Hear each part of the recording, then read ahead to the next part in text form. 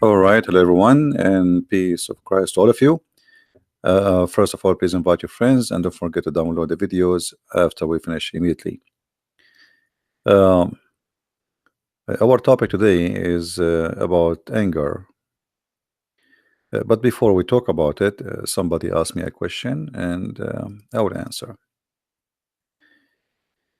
Please always subscribe, and you can join Patreon.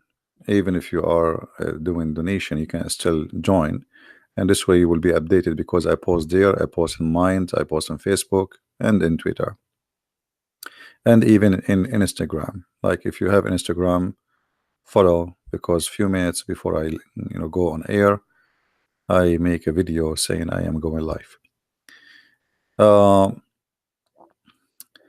A person asked me about the Muslims saying that we Christians, we pay the jizya as a tax. So we will answer about this before we go and start the topic about the anger.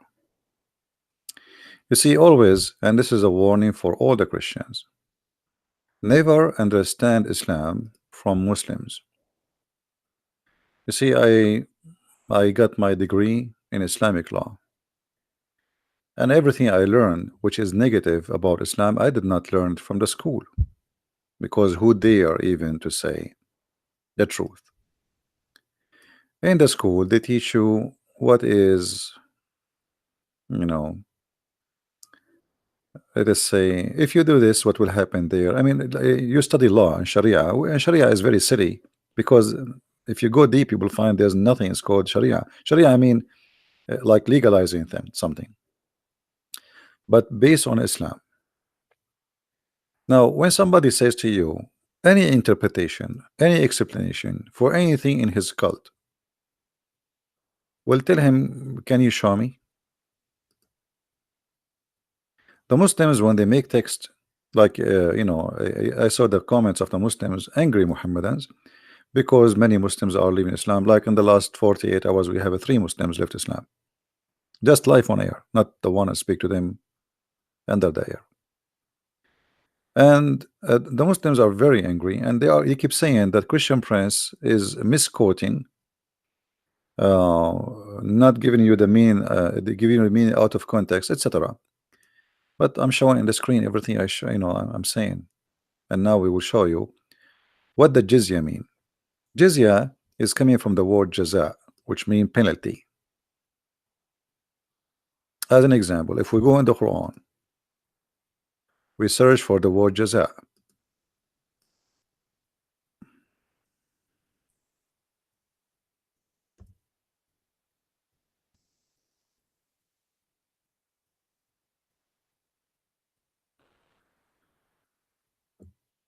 All those verses here speaking about jaza, look how many. Jaza, jaza, jaza. What is jaza?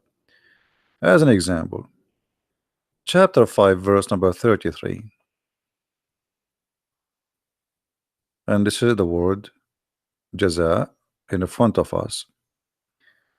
That those those who do war against Allah, Allah will do a jaza for them, which means Allah will punish them. And what is the punishment? Depend in the case, in some cases you will be killed, some cases you will be they cut your foot, your hand, they depend. All right, so depend. So this is jaza. Jaza is saying penalty. The jizya is the penalty itself, which means it's a noun of it. Okay, like jaza is a name of something they will do. Jizya is known to be money you will pay, and for a reason. Now, what is the reason? This is Ibn Kathir, chapter 9, verse number 29. You can read the chapter, take your time and read by yourself. But if we go here, Ibn Kathir, he explained what is the jizya. And here right away you will see how the Muslims always they lie to us. And that's why I say, don't ever trust them saying anything to you about the cult of Islam. Very rarely, I believe strongly, me myself, that the only one will be truthful if you speak to him about Islam is somebody he belonged to ISIS. Those are brave people. When I say brave, I mean they are not shy. I believe they are coward, but they are brave to say what they believe. I say they are coward because they attack, you know, people unarmed, women, children, kidnap them. Very coward. But they are brave to say what they believe. The rest of the Muslims, especially those who live in the West, they sneak around. They don't really like. There's a Shia guy. His name is Imam Tawhidi. I never saw a liar more than him. I mean, this guy even he did beat Muhammad. Paying jizya is a sign of kufr and disgrace. So this is not a tax. They told you it's a tax. Well, tax, everybody pay tax. Tax is not a sign of disgrace, actually. A tax is a sign that you are a citizen and you have equal right. Christians don't have any rights except not to be killed if they pay. So the jizya simply is pay or die. Here it says, until they pay the jizya, for they do not choose to embrace Islam. So what is the reason for the jizya? Not because you are bad or no. This is for very simple reason. You refuse to accept Muhammad to be a prophet, then you have to pay it and you have to be humiliated, as you see. It have to come with the price, not only in the money. It have to come with the price of humiliation. And here we see how they lie to us when they explain what is jizya. Ibn Kathir, he speak in a time where the Islamic State is not ashamed of their teaching. This is our teaching. But if Ibn Kathir was an immigrant who is coming to the West, he will, he will cover a lot. And by the way, Ibn Kathir, he cover a lot still, because Ibn Kathir, he lived in Syria where there's a lot of Christians, and all his interpretation was to defend Islam, not really to explain. So here you see Ibn Kathir saying, and feel themselves subdued, disgraced, humiliated, etc. Therefore, the Muslims are not allowed to honor the people of the Dhimma. People of the Dhimma is the Christians and the Jews. What does that mean? What Dhimma mean? It's mean Muhammad, he grant them, if they pay him, they will not be killed. It's a mafia. Pay us, we protect you. Protect you from whom? From ourselves. We will not kill you. They are not protecting us from somebody else. They are the occupation. All those countries you see in the Middle East, none of them have to do with the Arab, as an example. Muhammad, he came, and after him the Muslims, like they went all the way to Iran, they went all the way to Egypt, Libya, Algeria, Morocco. What those countries have to do with Islam? Nothing. What those are African countries. And imagine now, just because of Islam, this is what Islam does. Islam not only a religion force itself, Islam destroy cultures, which mean a person from Algeria, he want to convince himself now that he is not Algerian, Amazigh, which is the origin of those people. He is an Arab. Same for somebody from Morocco, even somebody from Somalia. Somalian, there are people, they have a dark skin. What have you to do with the Arab? The Arab are white people. So just because of Islam, everybody starts saying I am an Arab. So it's like to be okay, the Arab are the masters. Osama bin Laden, he was a big shot in Afghanistan for a very simple reason. He is an Arab and he is a Saudi. He's like God. Arab and Saudi, and like twice, like two things in the same time.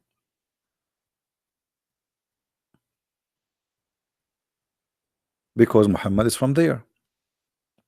So the Muslims are not allowed to respect the Christians, and they have an order to humiliate them, as you see. And the Muslims, they have a duty to keep them miserable, disgraced, humiliated. And here you will see the ethic of the Prophet. And this is actually fit with our topic about anger. Don't initiate the salam to the Jews and the Christians, and if you meet any of them in the road, force them to the narrowest alley. In the old days, the dirty water used to run in the side of the road, which means it's a sewage, but it is all day sewage. So if a Muslim coming in the road and you are coming as a Christian or a Jew in the other direction, or even he is coming from the same direction you are, he arrived to your side, you have to jump immediately in the sewage. You don't change your road. You know, the Muslim, they will say to you, because it sounds like narrow alley, he's just forcing you to change your road, maybe, you know. No, you will be in the road, but you will be in the sewage. There was a video made by a Muslim. Actually, I used to have it in my computer, but I think I lost it. He was saying how Islam was able to force itself on the Christians in many countries. As an example, he gave an example in the video. You will be with your son, and a Christian is not allowed to ride his donkey facing the head of the donkey. So how he ride? He have to ride, and his back is to the head of the donkey, which is funny. Imagine you ride a horse or a donkey. By the way, they can't ride a horse, only donkeys. So you ride a donkey, but your face facing the ass of the donkey, just to humiliate them. And the guy in the video was saying, so imagine you have a son, and your son says, hey dad, why everybody is facing the street, the front, except you? Then he will say to you, because we are Christians. And with all this pressure, they will leave Christianity and they will come to Islam. And this is how Allah guided them. So the humiliation was enforced in order to force those people to convert to Islam. But after a certain time, when the Muslims have became a big number, and they don't want any, like they don't care really for more people converting, because the army became big. So even when some Christians offer to convert to Islam, the caliphate he refuse, because he want money still to come. If they convert to Islam, they will not pay jizya. You notice? If they convert to Islam, they will not pay jizya. Here you see, this is why the leader, the faithful Umar, this is the caliphate after Muhammad, he with his demand, his well-known demand, the condition to meet by the Christians, these conditions to ensure their continued humiliation, discrimination, etc. So my friend, when they say to you it's a tax, that's a big fat lie. Now here you notice that Muhammad as a person, always he tried to find a solution by creating or by fabricating Quran. As an example, Muhammad, he want to kill everybody who don't believe in Allah. But why now he accepted money? Okay, don't believe in Allah, don't believe in Muhammad, pay us. Muhammad, because he is a false prophet, he is willing to compromise. A person who says in the Hadith, I've been ordered to fight and kill all mankind until they say the following, which mean to say the Shahada, which is converting to Islam, or you die, as we see in the following Hadith.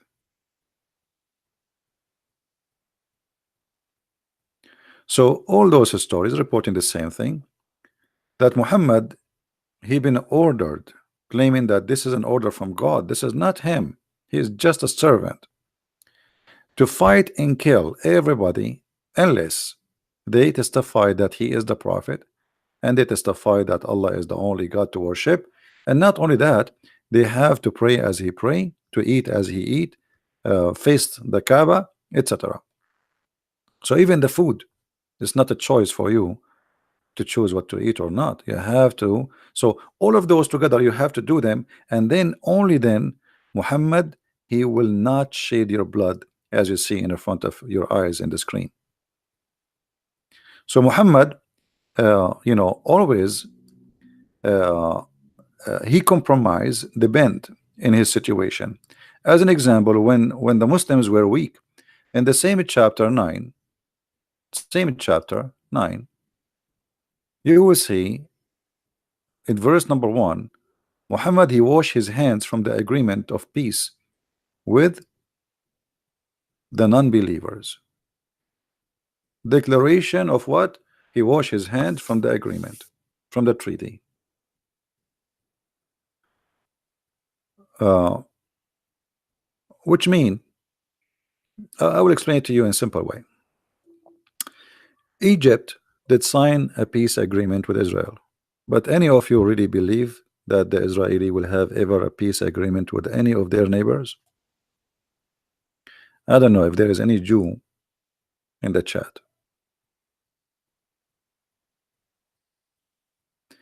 Could fight here be explained verbally? I mean, not necessarily fight by the sword.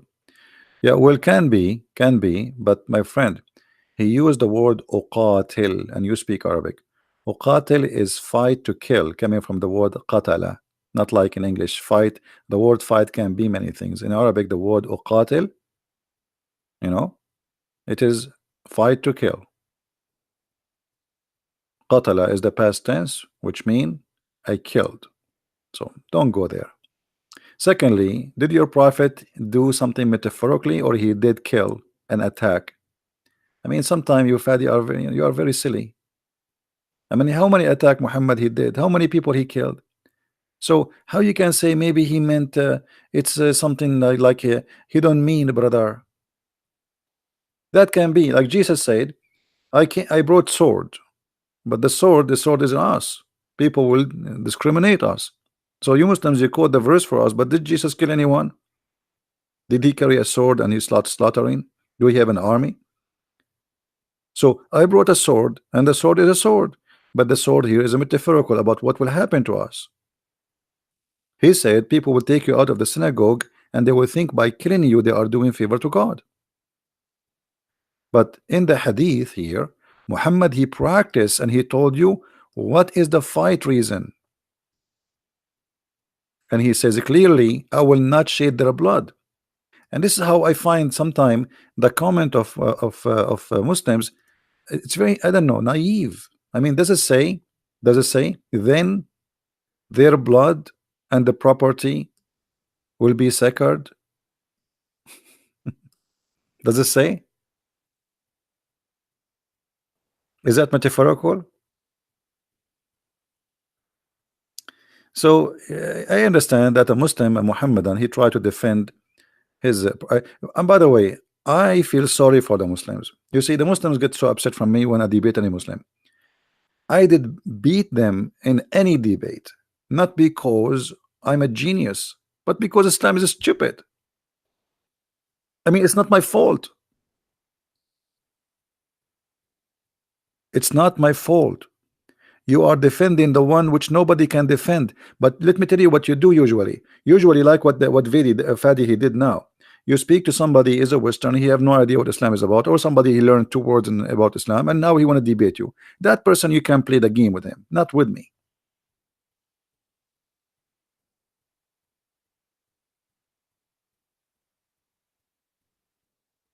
Play all the games you want, but you cannot do that with me. The jizya, there's no number of the jizya. Every caliphate he have his own, because the Quran never mention where. So it's up to the caliphate. You know, he decide as he wish. The caliphate or the prince of the area, prince is not like a royal prince. It's a Muslim. They hire him to be controlling that area. They call him prince. Sometimes even the leader of a few fighters. Uh, you know, the word here is emir, which means it's the same word for use for prince, but it's like the one who give orders.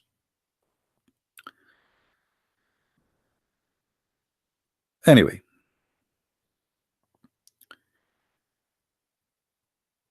so Muhammad, he played his game when he is weak.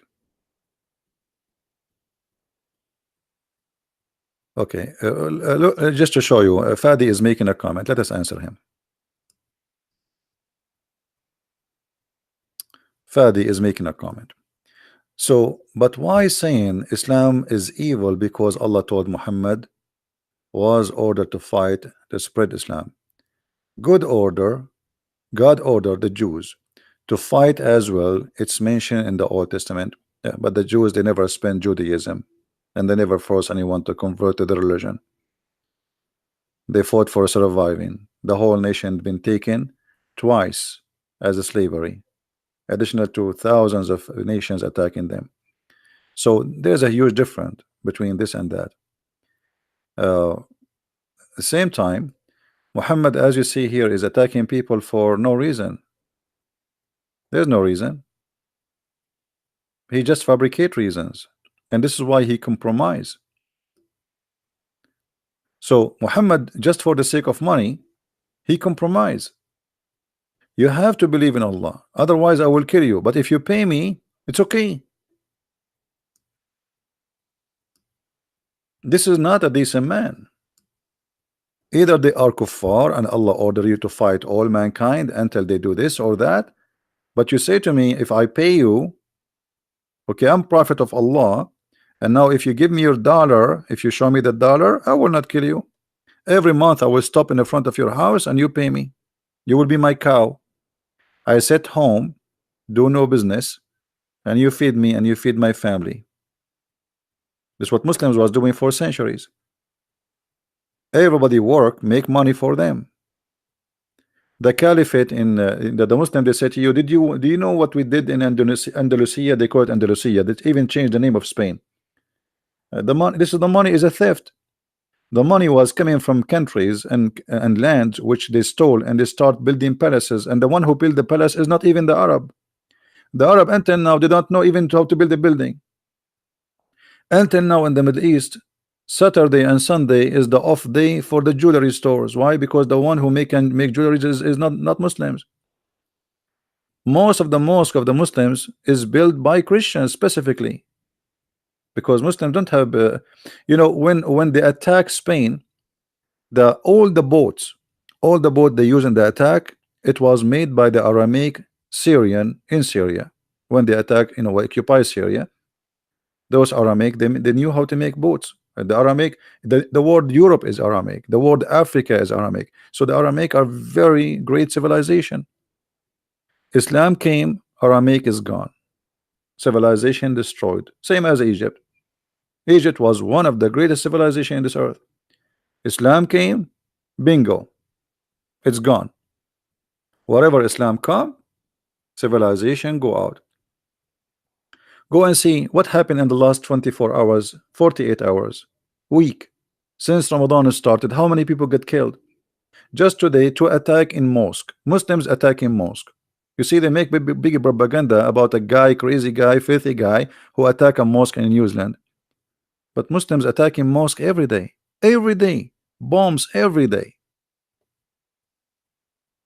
So is that because you are a Muslim, it's okay to kill Muslims? Yeah, this is the case. Actually, Muhammad, he allowed it.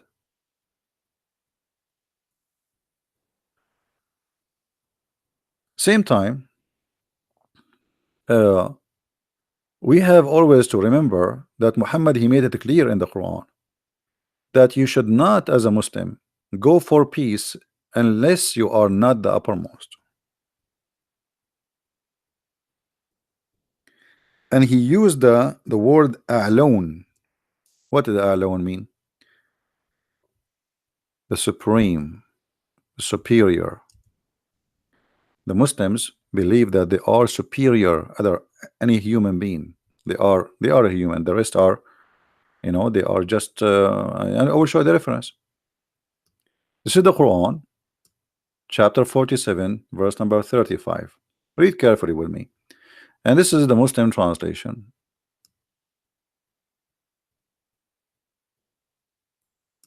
Do you see the Muslim translation?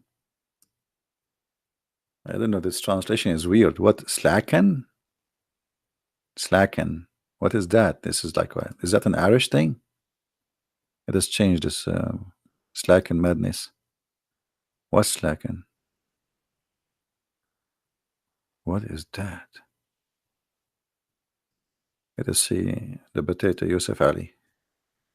Okay.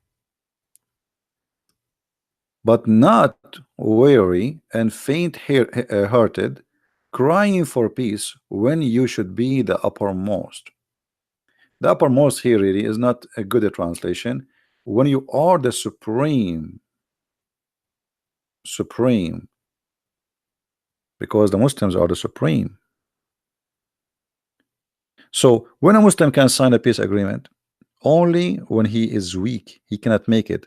So Egypt, when the Egyptian they signed a peace agreement, the president of Egypt, he invited the Azhar sheikhs to discuss with them, and they told him no problem. The prophet he did that.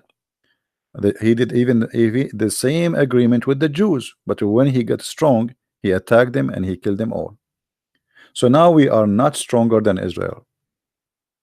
The Quran says it clearly, never go for peace when you are the uppermost. So when I can go for peace when I am not the uppermost. So this is a temporary peace. So if the Jews believe that they have peace with their neighbor Jordan and Egypt, that's mean the Jewish are foolish people to believe in that. You know what I mean? That would be a very foolish to believe in. That is just very, very temporary. Especially now, the Shia and the Sunni, they want to eat each other. So Israel now is so relaxing because of Shia and Sunni. But look at the mistake Israel is doing, or even Trump is doing. Trump now, if he go in war with Iran, who is the one who Israel think, the Israeli think Iran is the big problem, so we need to change the regime. I don't agree. I like this regime to change, but this is not what I'm talking about. Uh, you see, if there is no Iran, Saudi Arabia will not get close to Israel. Emirates, Saudi Arabia, Bahrain, all of them, they are being so friendly these days to Israel. Why? Because they are terrified. If Iran attack them, they will eat them alive. You know what I mean? So the existence of the regime of Iran made Israel relax. The Sunni are weak. The Sunni are majority of population, but they are not smart like the Persian. All the Sunni in the Middle East, they are Arab. And we have to admit that we Arab, we are not to compare with the Persian. When the Arab, they were sleeping in their tent, having a bunch of goats around them, the Persian, they have science, and they have, I mean, they are, this is a great civilization. So, uh, if not America, USA, if not Israel, the Iranian, they can eat Hezbollah, sorry, they can eat the king of Saudi Arabia for dinner, just for a dinner. You know, even when Saddam Hussein he have a fight with the Iranian, the whole world think that Saddam Hussein was fighting Iranian. It was not Saddam Hussein. It was America behind him, giving him satellite information, missiles, weapon, and the Saudi pay, and the Emirati pay, and the Bahraini pay, and Kuwait pay. Everybody pay. Even almost the Arab, they went bankrupt because of that war. Still, they could not win the war against Iran.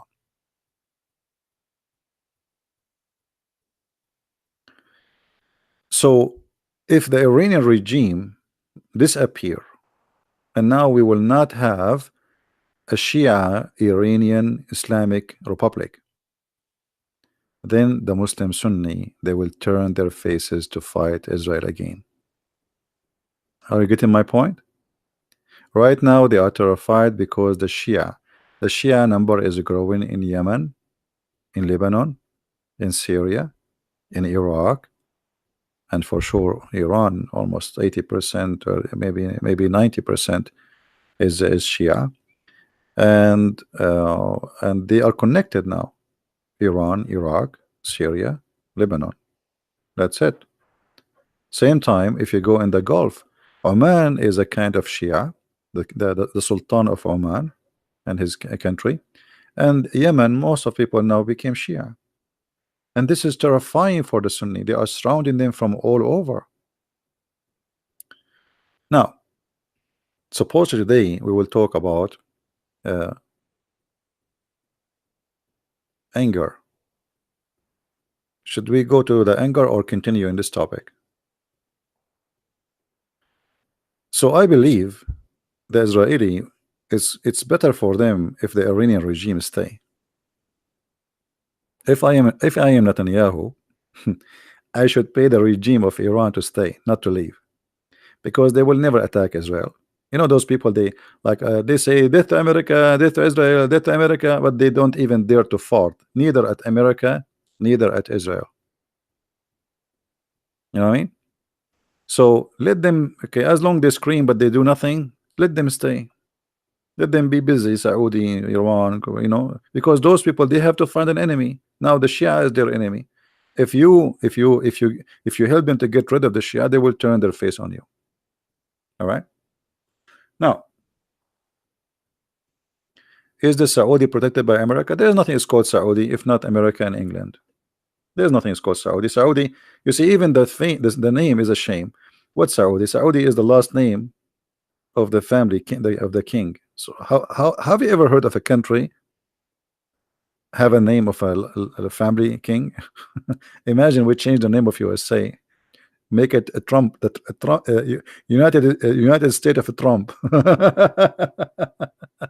So all of those, the royal families, they are not royal. They are Bedouin who live in a tent.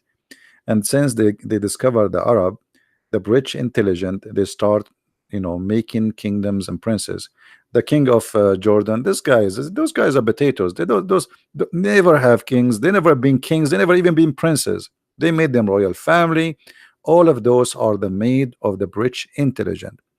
And then after that, when the rich is not an empire as before, and the one who grew and became the most powerful nation is USA, so USA took over.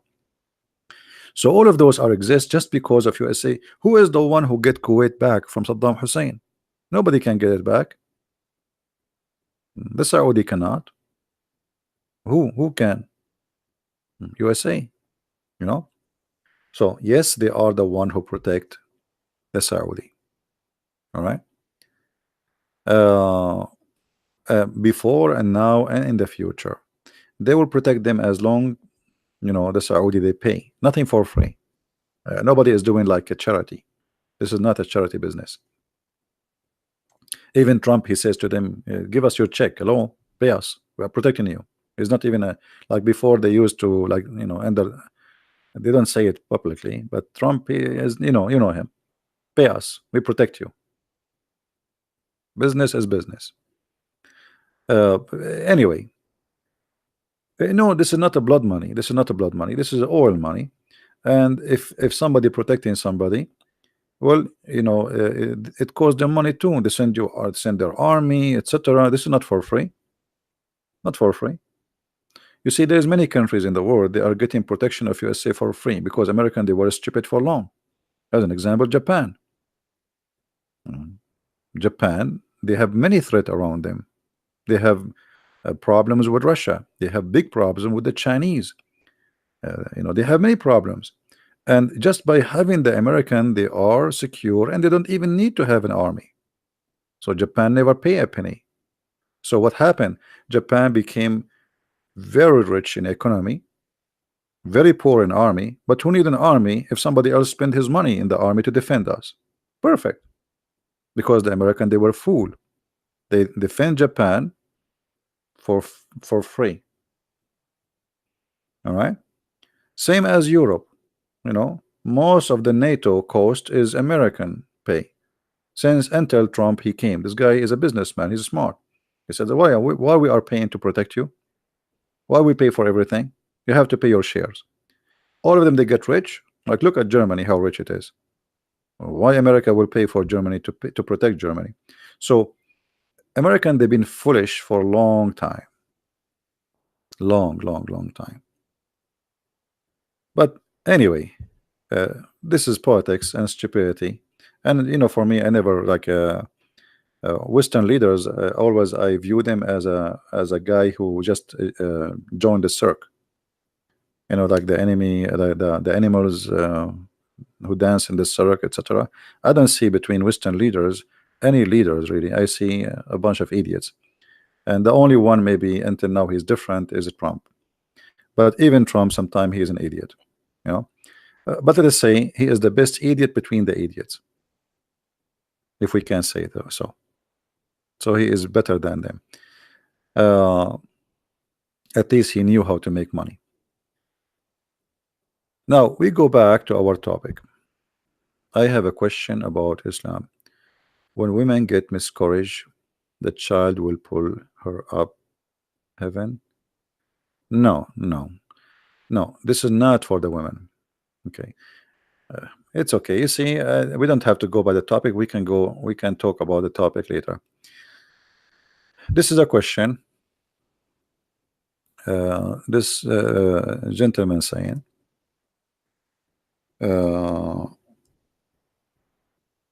like if a woman she lose her child, she go to heaven. Oh, Susanna, sorry, Susanna, not a guy. It's a lady, Susanna, right? I apologize. The one who according to Islam, as an example, if somebody, Muhammad always he say crazy stuff. As an example, if somebody his children's they die from drowning, the father, if he have 3 kids who die from drowning, they will go to heaven. uh, let me see if I find you. So Muhammad, he have many of those stories, which is very funny, and it doesn't make any sense anyway. And even Muhammad, he says if somebody he died drowning, even the man who died drowning, he is a shaheed, is a martyr, he will go to heaven, which is very funny.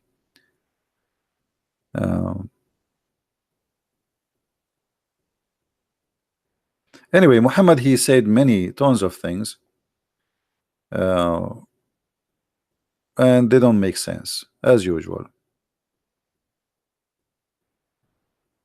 I'm trying to find the hadith.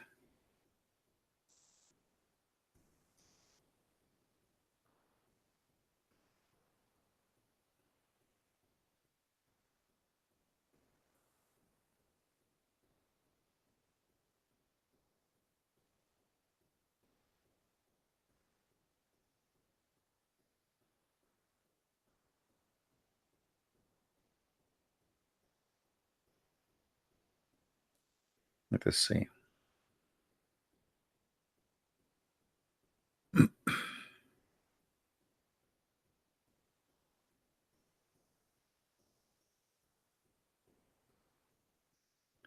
I'm just trying to remember the hadith details so I can search for it. Yeah, here we go. I found this one.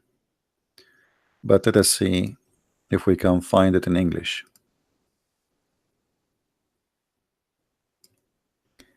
However, let us say that what you said is true.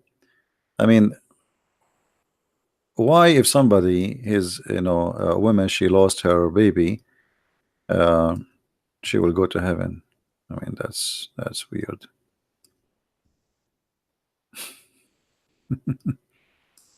What does that mean?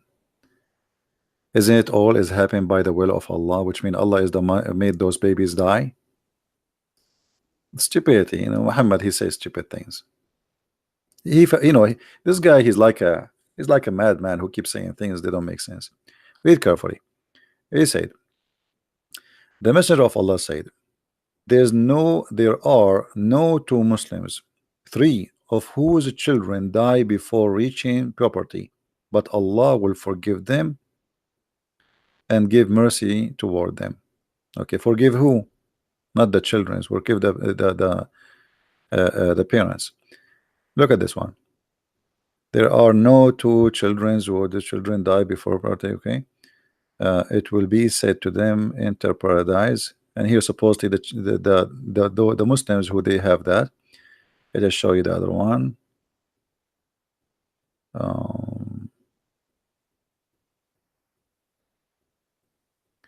Salim, why what the Prophet says plus him, etc.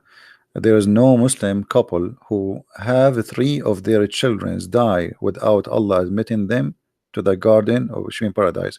So if you are married and you and your wife, you lost three children before they reach the age of being adult, Allah will take you to heaven. I mean, what is that? Don't you think this is very silly? You know what I mean? What is that?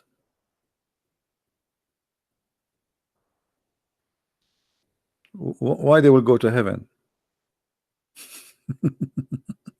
I don't know. I don't know. You know, if there is any Muslim can tell us why. There is people they lose their whole family in war and etc. Suddenly Allah is a merciful. Allah will put the sin of the Muslims like mountains in the top of the Christians. Allah caused thousands and thousands of people to die and millions. Yeah. Anyway, so let us go back to our topic about anger management. Shall we? We answer your questions. Don't forget, please, to download the video right after we finish.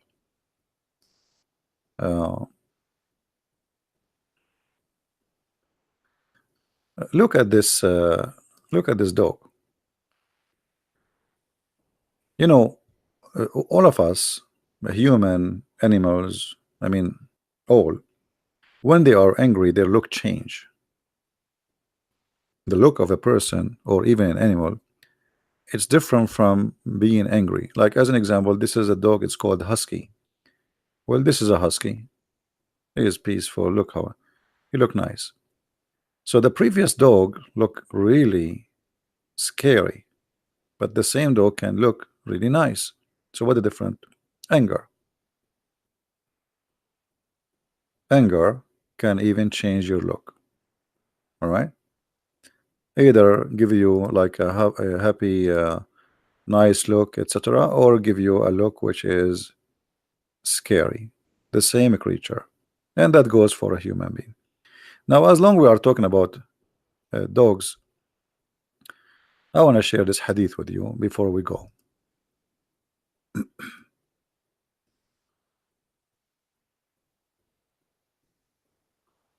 Okay, let's go here. In this hadith, you will see something funny in the translation. I don't know if you notice with me. Anyone notice me what is what's wrong in this translation in the page?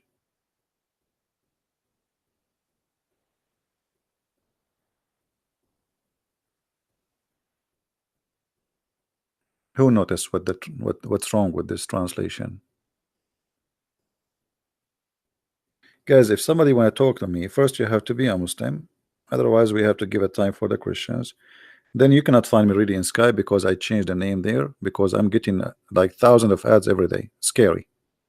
So I will add only people who they want to talk to me and they are Muslims. If you are a Christian, only if it's necessarily, please. Now, what is the problem? Yeah, bite him. Have you ever heard of a prophet saying to his followers, go and bite somebody? Any Muslim there listening to this, watching this? Have you ever heard of a prophet of God? It doesn't matter what God. He's a Hindu, Buddhist, whatever. He said to his followers, if somebody is proud about his family previous to Islam, bite him. Well, what does that mean? How are you, Mr. Noor? We have a Noor. Noor is a Muslim. So, Mr. Noor, what do you think? Is that really what it says? Bite him?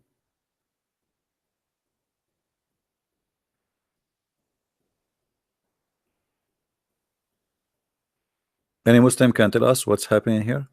Is it really your prophet saying if somebody is proud about his family previous to Islam, go bite him?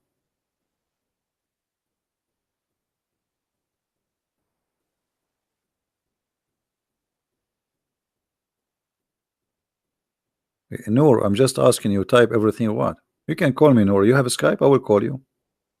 If you like it, we can talk. What bite him? What does that mean? Hadith are nonsense. You see, guys, this is what I like about Muslims. Noor, he just said something very important, and I don't know if you notice with me, what does that mean?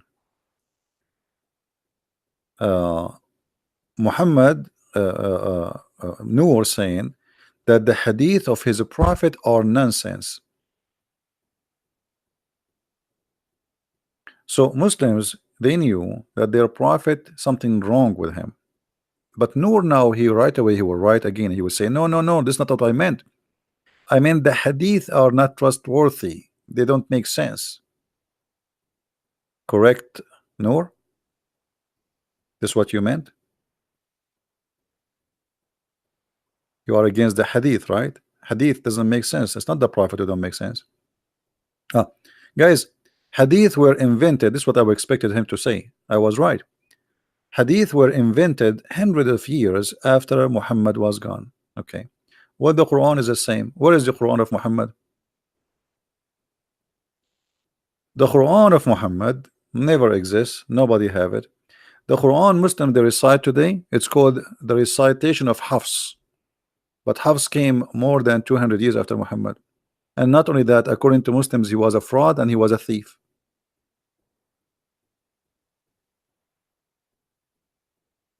So just because the hadith does not make sense to you, you reject it. Okay, what about the Quran? Does the Quran make sense to you, Noor? No problem. So Noor, do you trust the Quran, or you only the hadith is a problem for you? Or the Quran too is corrupt? No, actually, this hadith is sahih. This hadith is sahih. This is not a weak hadith. This is sahih, as you see. So look, guys, what happened. In Arabic it says, سمعت النبي صلى الله عليه وسلم يقول من تعز بعزاء الجاهلية فأعضوه ولا تكنوا. I heard the Prophet of Allah saying, the one who is proud about his family previously to Islam, go and tell him to bite the private part. I'm not going to say the word, you know what I'm talking about. The private part of the man. Tell him to go and bite the private part of his father, and don't call him by the name which he like, which means last name. He's proud about his last name. Don't call him by that last name. So look how the Muslims, in order to fabricate the meaning, they are ashamed to say the Prophet says go and bite his private part. They said go and bite him. And this is why Noor, who is a Muslim, he said does not make sense. I agree, this is a false translation. It doesn't make sense.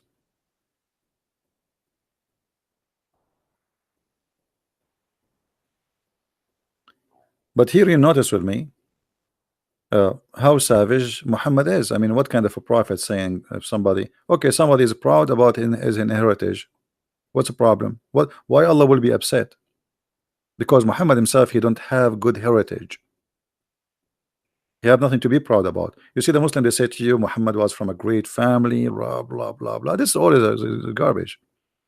When Khadija, she did marry from Muhammad, she, in order to make her father agree to marry him, she drunked her father. She changed his clothes. She made him wear new clothes. She colored his beard. All of this when he is drunk. She made him drunk with Muhammad. The guy, when he woke up in the morning, he says, why I'm wearing those clothes? Those clothes I go for like party. This, like, in the old days, there's clothes for like now, even now, there's clothes for every day, and there's a clothes which expensive for occasions. So he says, why I am colored? Why I'm wearing those clothes? What happened? She said, you forgot yesterday you married me to Muhammad.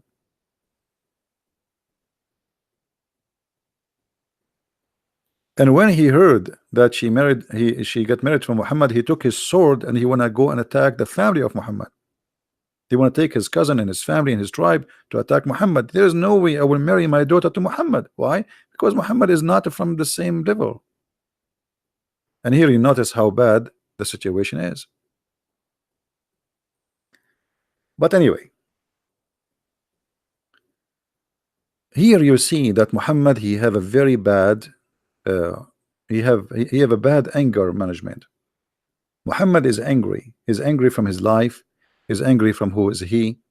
He's angry. He is not confident, to the point if somebody is proud about his family, go and bite him, or let us say bite the private part of his father. But Muhammad he claimed that he and his family are the best. So why,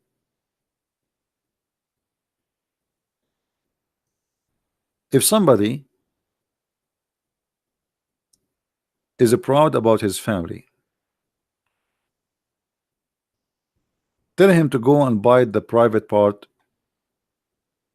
of his father? But if Muhammad is proud about his family previous to Islam, it's okay.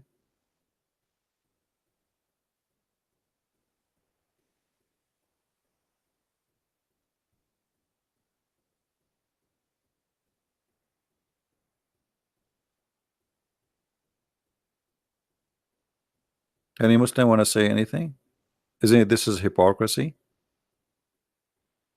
Why Muhammad he says Allah chose from etc., from the tribe of etc., from the tribe of etc., and from the tribe of etc., the family of etc., and I am the best of the family. But this is his heritage.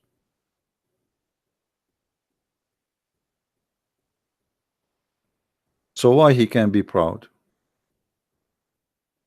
and someone else cannot be proud?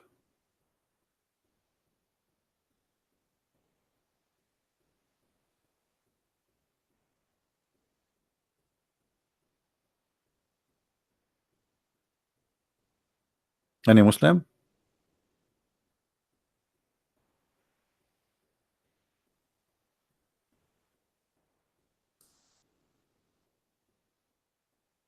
No Muslims want to answer? All right. But here Muhammad, you notice that he is refusing anyone to be proud because he don't want to have competition. If you remember the story, if you have my book, where Muhammad he killed an innocent man just because he is a very decent and he pray a lot. Muhammad he ordered Abu Bakr and Umar and Ali one after one to go to kill the guy. The guy is praying in the mosque just because before he arrived they were saying this man is the best ever we saw. Muhammad he told them that this is the shaitan, but the guy did nothing. He killed no one, he harmed no one. He is a very devoted believer. He pray a lot. And here Muhammad, because he is not self-confident, so now he found in this guy a competition. Dangerous. People will look at him, how long, how much he pray, and look at me, and I am the prophet who spend my day going between women, from women to women. So uh,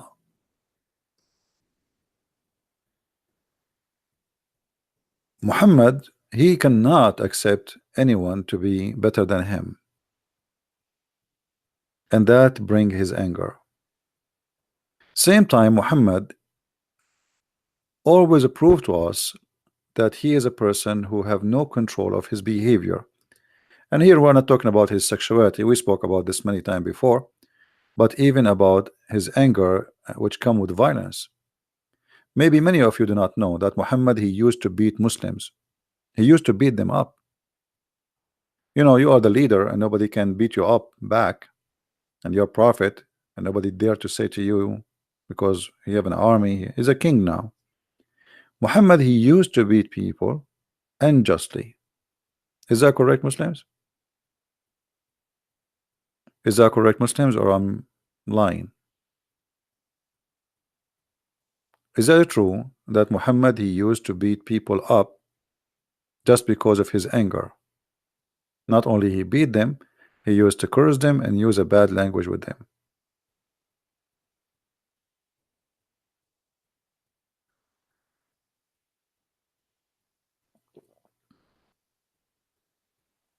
No, that the story about Khadija and make her father drunk, this is not in the Quran.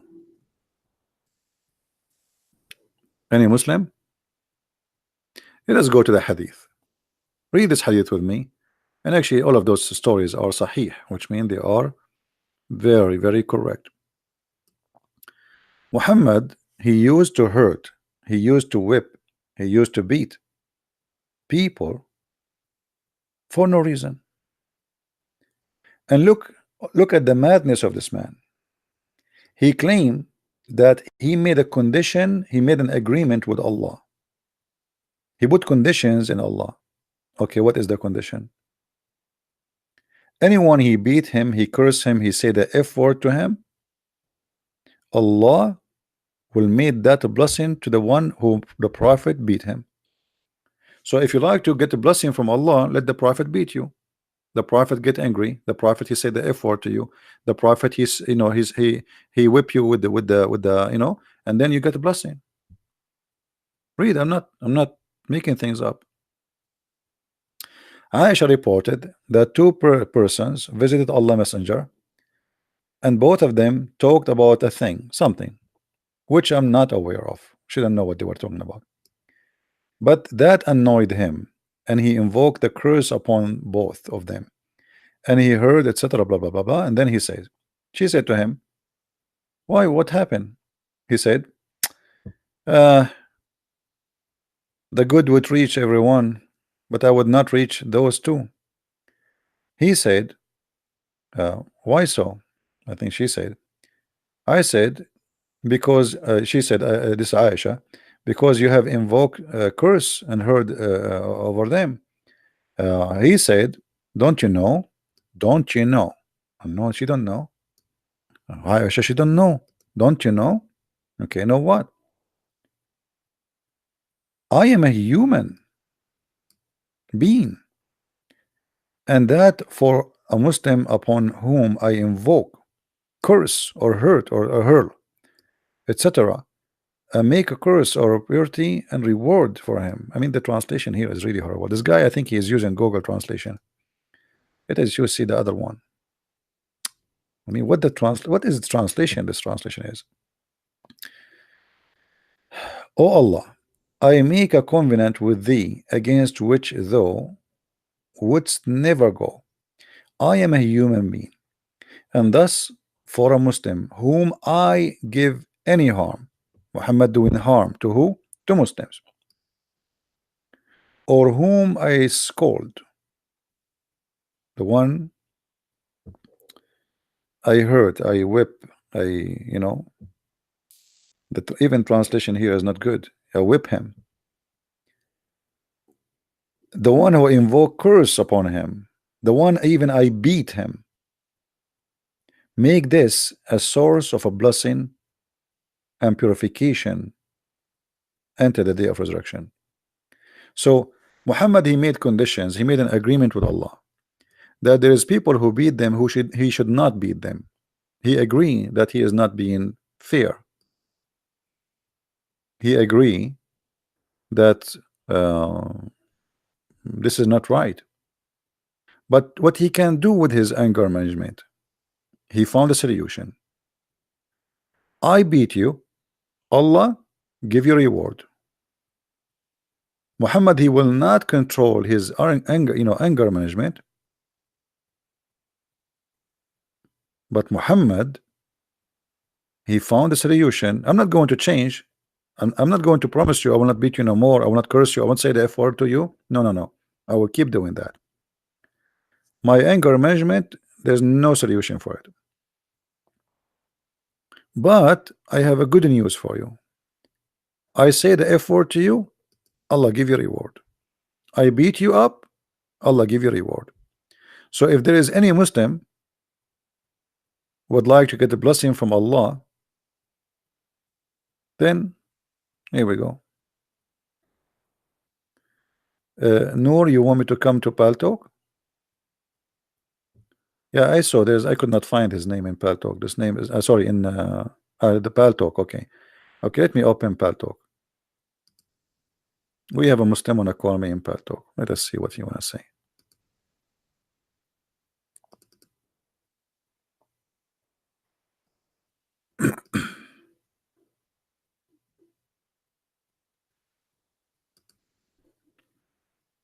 Mr. Noor.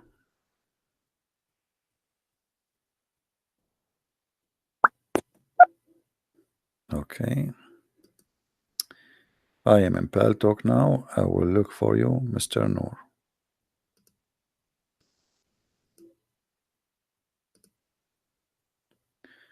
Okay, Mr. Noor, here we go.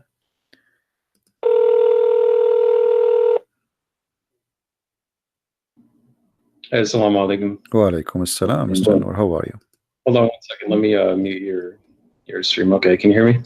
I do hear you. Please just be sure you mute YouTube so we don't have duplicate of voice. Yeah, 1 second. Let me put on my headphones. Actually, God will. All right. Keep YouTube I really running, won't but just mute the sound.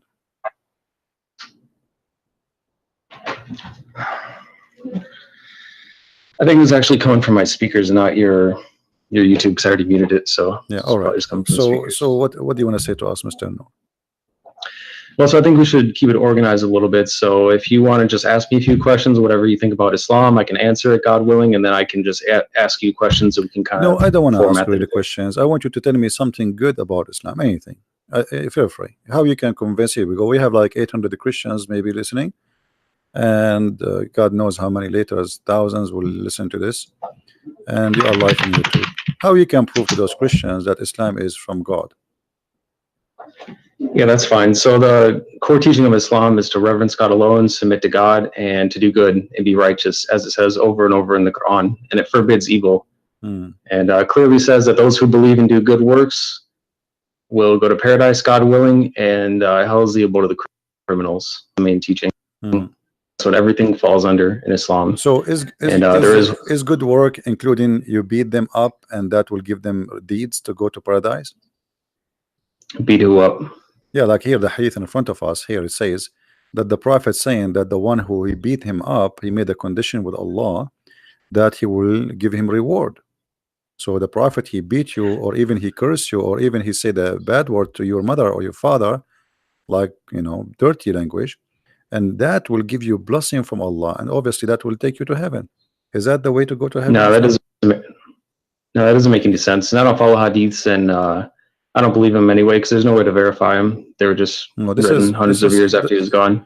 No, this is sahih. Okay, so you believe in the Quran only? You don't believe in the hadith? Yeah, no, because the Quran is from God. Hadiths were just invented by men for what they thought that they heard him say. They're additional books, and there's no way to really verify whether or not he said that. All right.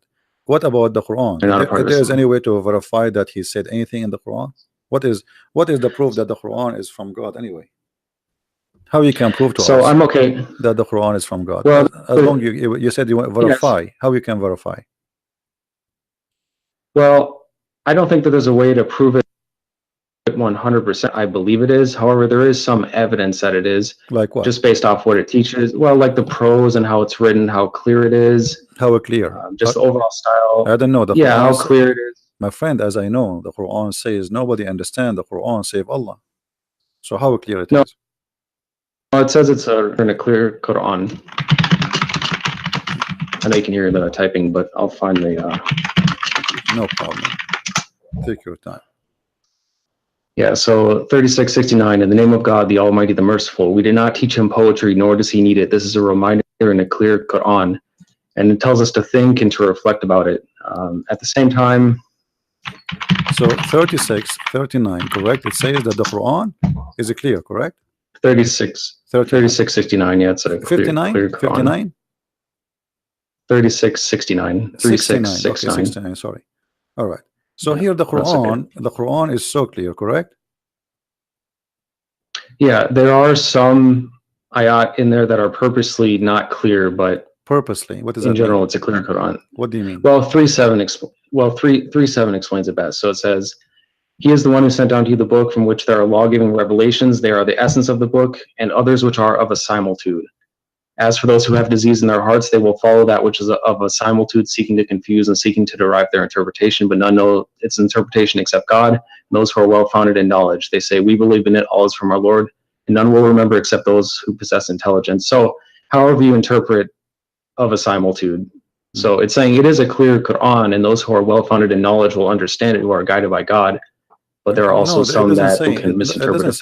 It doesn't say that. It says that those who they are not understand it, those who believe, they say, those who have knowledge, they will say, we believe.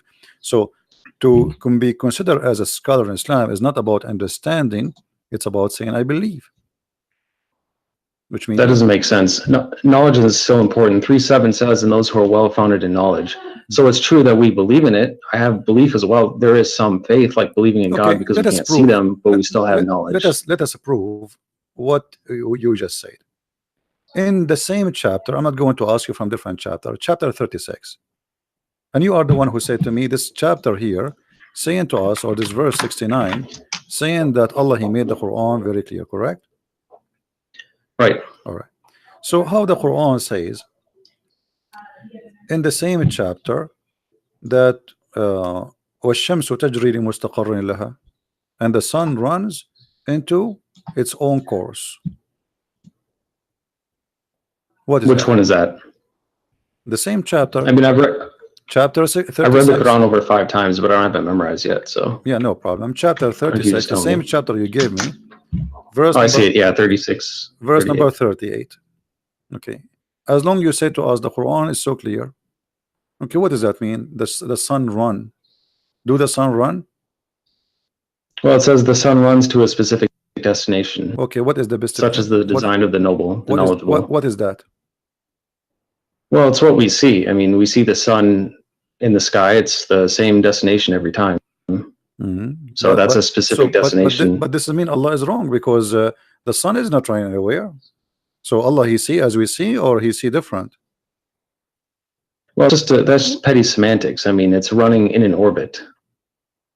Yeah, but he's doesn't matter if you say run he's or talking orbit. He's talking about, you just said how we see the sun. That's mean that the sun setting, sunset, sunrise, correct? I mean, you can say that water is running. You know, is that wrong? No, the water is running. Yes, water is running. No, water is running. If it's running, it doesn't literally run. No, it does. It doesn't literally run, just like the sun. It moves. No, it does. It does. Like the sun. The water run. The water move from A to B. Water has legs. You're saying that water can run with legs? Water doesn't have legs. My friend, running have nothing to do. I'm saying running have to do nothing to do. Okay. Remember. First of all, you are not reading the Quran. Quran is not meant to be in English. In Arabic, it says tajri. It actually is. Tajri. No, it's in Arabic. Tajri. Yeah, I know. The word tajri, it's mean go ahead. You run. It's running from location to location. Now, you said and you agreed that this is about how we see the sun. So Allah speaking here about the sun setting, the sun rising. But this is absolutely false. The sun does not set, the sun does not rise. All it says is that it runs to a specific destination, and running is interpreted the same way that water is running. Okay, it moves to a certain destination, which it does every single day. It's just all right. If we go just 2 verses down, you can read the verse before it. You can read the verse before it. And the moon after it have measured in their mansion. The Quran believe that the moon have mansions, and this is what the religions before believe, that the moon he have mansions, he live in the places, and he move from place to place. And people, even the Sabian, they used to go, and when the moon disappear, they go to the second town to welcome him in the other town, because this is a new moon.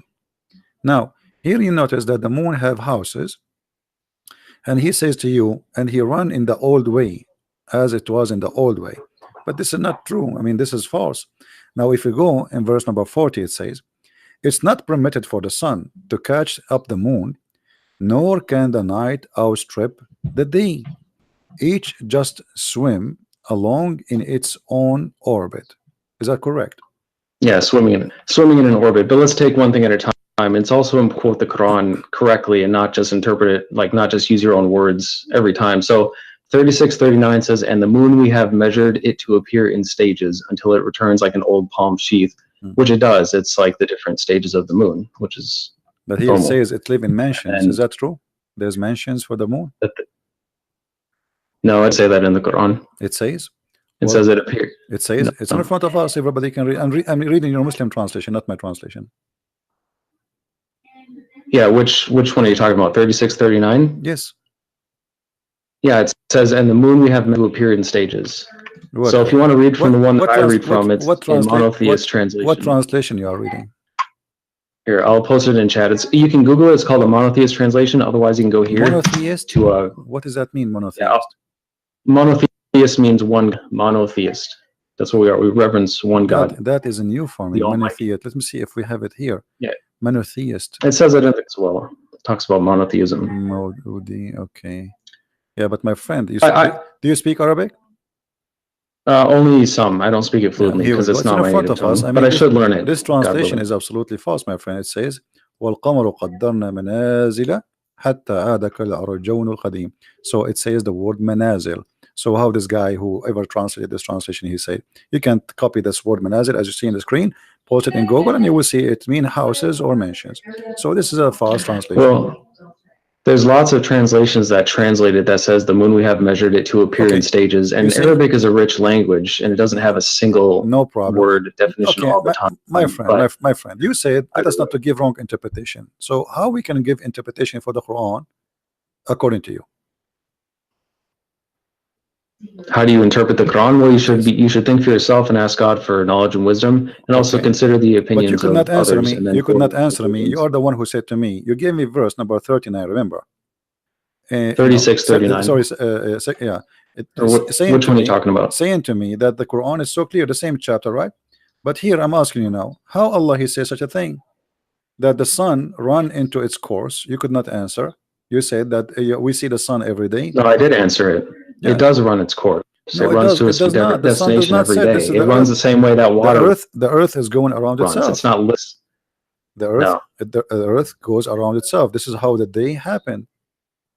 No, the No? sun rotates. It runs to a specific destination, just like it says. It's like water. A river can run to a destination. Okay, so right? okay, according to you, when the sun set every day, it's not the earth going around itself. This is the sun going from point A to point B, from east to west.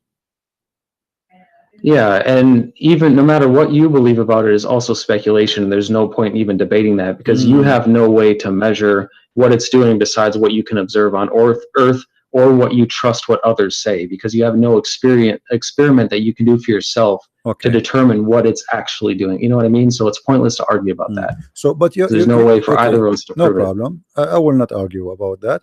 But you just confirm, and everybody heard you, that according to you, according to the Quran, as you understand it, the sun every day go from the east to the west, correct?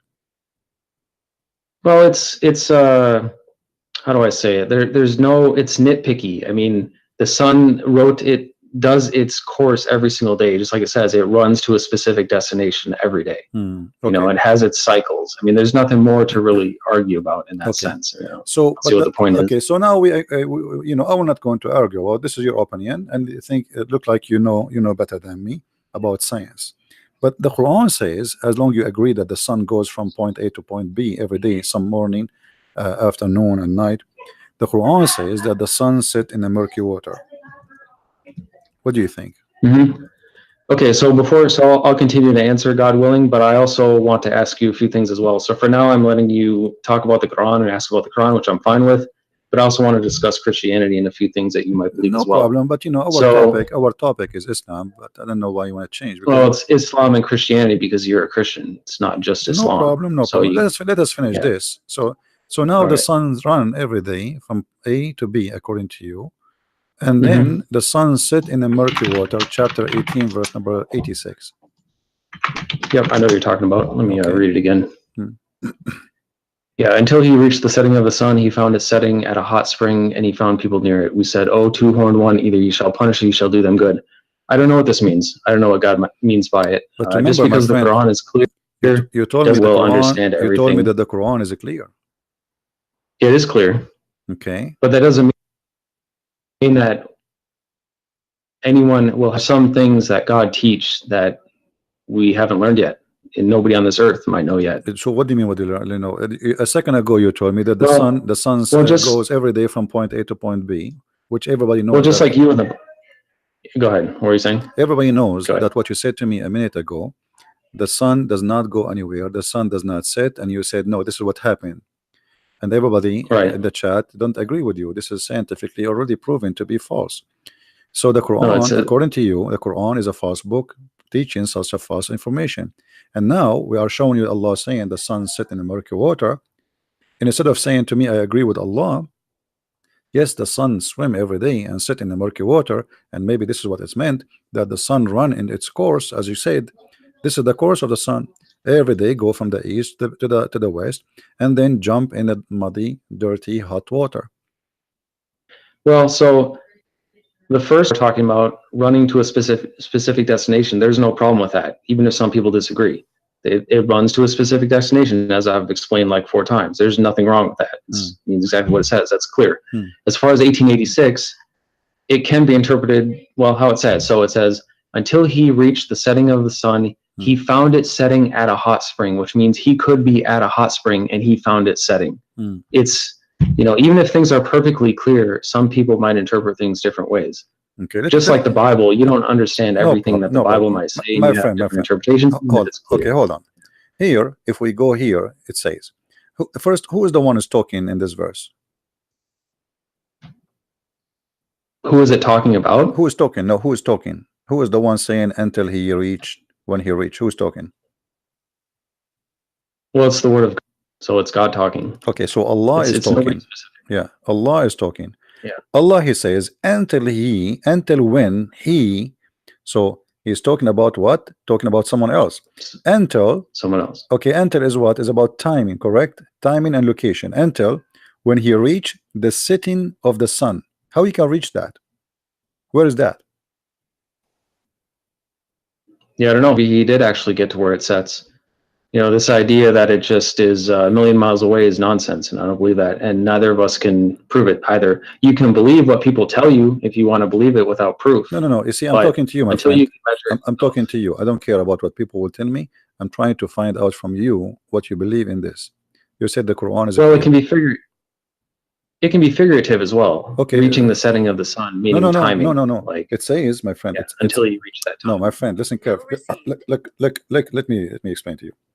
Here it says Allah is reporting a story about a man, his name is Zulqarnain. And this guy, he keep walking, he follow a road. And this is took him years. And then when he reached the setting place of the sun, he found it set in a spring of murky water. So now Allah is reporting for us supposedly what is a fact. He is telling us things we do not know. What happened to a guy who passed in time before us, correct? Okay, so when he say he found the setting place of the sun, what is that? How that can be true? The sun set everywhere. Look what he said. It doesn't set everywhere. It goes below the horizon. That's all we know. Or it sets in a literal spring. No. So you believe that the sun set in the water, according to you? I don't believe it, but I think that it could be possible. According to this, I mean, that's how you could interpret it. That's possible. So according to Mr. Noor, that it's possible that the sun set in the murky water and goes from the in east a hot to the spring. west in a hot Not water. Murky. Okay, actually, yeah. Yes, it's hot. You agree with you because the well, it does say dark. Hamia. I mean two things, by the way. Hamia is a when they make I don't know what they call it in English, like when they make the bricks. You know what I mean? So the water of that brick, it have to be hot, and then even the brick itself, they burn it after that. So the Quran confirmed that the sun every day goes and jump in that pool, which is a spring of murky water. But how big the sun and how big this spring of murky water? The sun is so big. Do you think the sun is like a small lamp or something?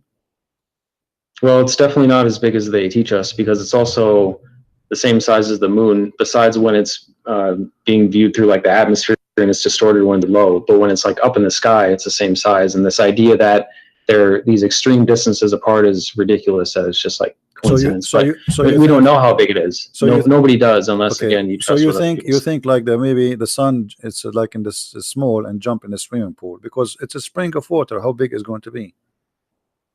Well, it could set in that. I mean, look how big the Earth is. Yeah. It's not Let me ask unlikely. you, this spring of water is where? Is it in the Earth? We don't know. It's wherever the sun sets. But the Quran is clear. About. Nobody knows where it is. But the Quran is clear. It is clear, but it's not an encyclopedia of everything.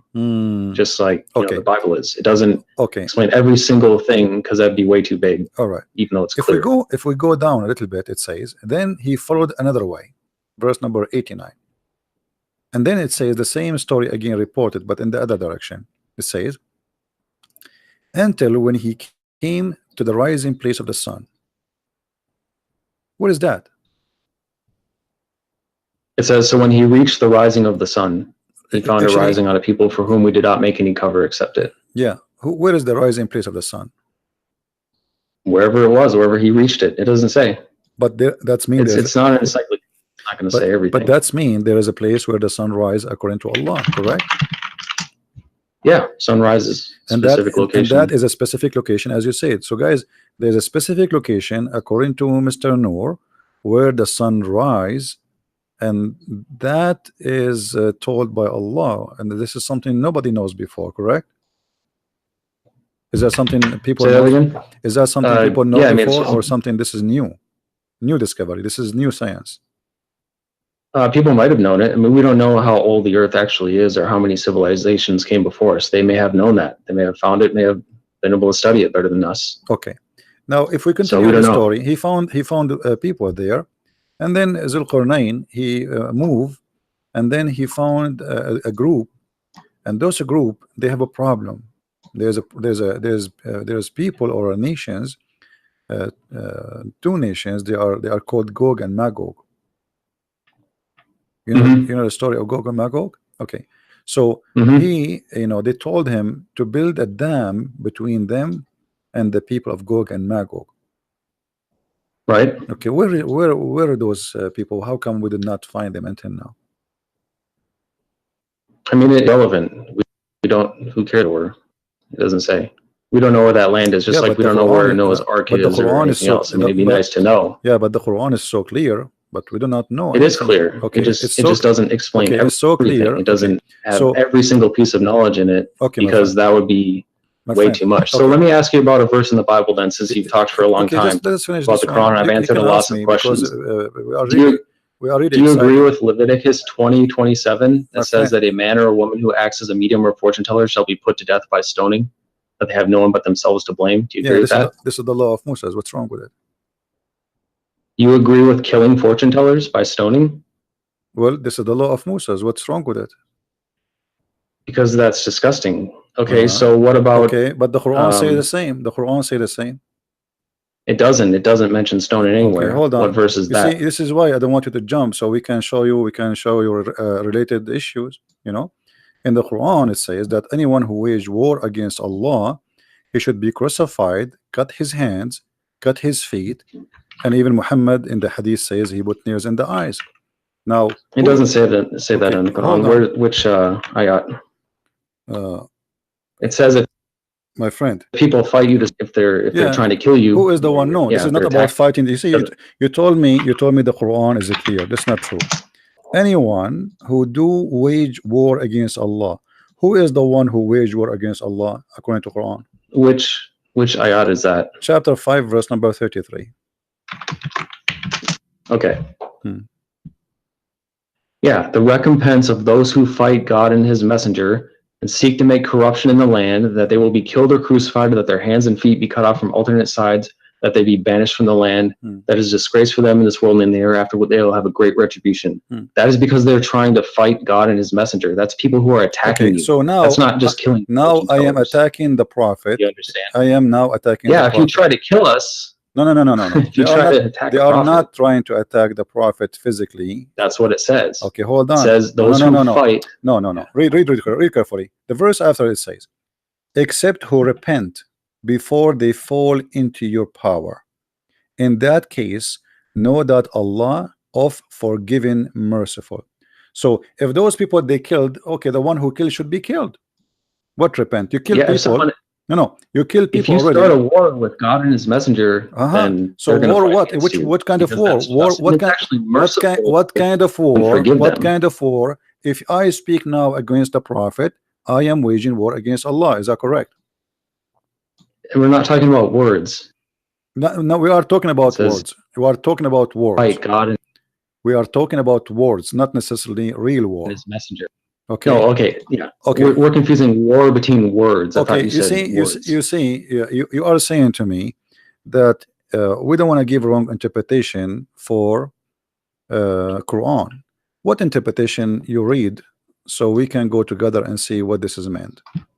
Exactly what it says. The recompense of those So you who don't fight want God and to. His So messenger. okay. Don't fight us. So you are It's saying that no, no, simple. no, no. It doesn't say it doesn't fight us, my friend. It doesn't say that. Yes, it does. It says the recompense of those who fight God and His messenger for the third time. Where? Did No, you hear that? yuharibuna here. It's about, yes, fighting. Fighting is about fighting by what? The prophet said, "I've been ordered to fight and command to kill all mankind, to kill all mankind until they convert." So That's it is not, him. no, that's not what it Okay, here we go. says. If we go, okay, hold In on. Okay, hold on, 2:19, hold on. Can you take a Christian or a Jew as a friend, or he is always an enemy for you? we can treat them peacefully. That's No, what no, the this is not Quran the teaches, and question. we This is not. should. This is not But the. they can't This be is our not. ally. This is not the question. They can't be our ally. They cannot be your ally. Why? Right. Why? Because we're not allowed to be allies with them. Why? Are Because you allowed to ally? Would you ally with Muslims? Why not? Would you ally with Satanists? Because we're not allowed to. With what? With what? It doesn't matter. There's nothing wrong with that. We have nothing against them. We can treat them peacefully. They can live peacefully among us. That's fine. No, we're not going to fight in a war You cannot with treat them. them peacefully because the chapter Yes, we 9, can. chapter 9, verse 29 says, "Kill the Christians and the Jews until they pay the jizya." No, it doesn't. It does. And also 2:190 says, "And fight in the cause of let us cause read. of God against Let those us read who fight together. you, but do not aggress. God does not love the aggressors." Listen. No. This is the chapter of At-Tawbah came at the end of the Quran. The last thing Muhammad he came with before he died. And he said it clearly. Look, after he attacked and he killed all the enemies of the Arabian Peninsula, go and fight the Christians and the Jews. And the verse in the front of you, fight those. Look, you don't interrupt me, and I won't interrupt you, and we'll we'll get somewhere. But does it say? All right. Does it say fight for what reason in chapter 9, verse 29? Okay, let's look at that first, and then I have one to show you. 5. Which one was it? 9:29. 9:29. Okay. Yeah, so it's under the context of what I was already telling you, under the context of like 2:190, which is fighting the cause of God against those who God does not love the aggressors. What aggressors? He is saying fight those who don't believe in Allah. He's not saying fighting because they are fighting you. Fight those who don't believe in Allah, nor the last day, nor acknowledge, as you see, until they pay the jizya. So if you pay him money, you live, or what he want from you. No. Either you convert to Islam, or you die, or you pay. No, it's until they pay the reparation. Yeah. So that's a reparation for being jizya, wrong, something done to you, and it's under the context of the entire Quran. Jizya, no, my friend. Your Quran says kutibat alayhim az-zulla. So Allah he made a destiny for them to be humiliated by you. Look what the Quran says. قاتلوهم يعذبهم الله بأيديكم. Fight them, Allah will torture them by your hands.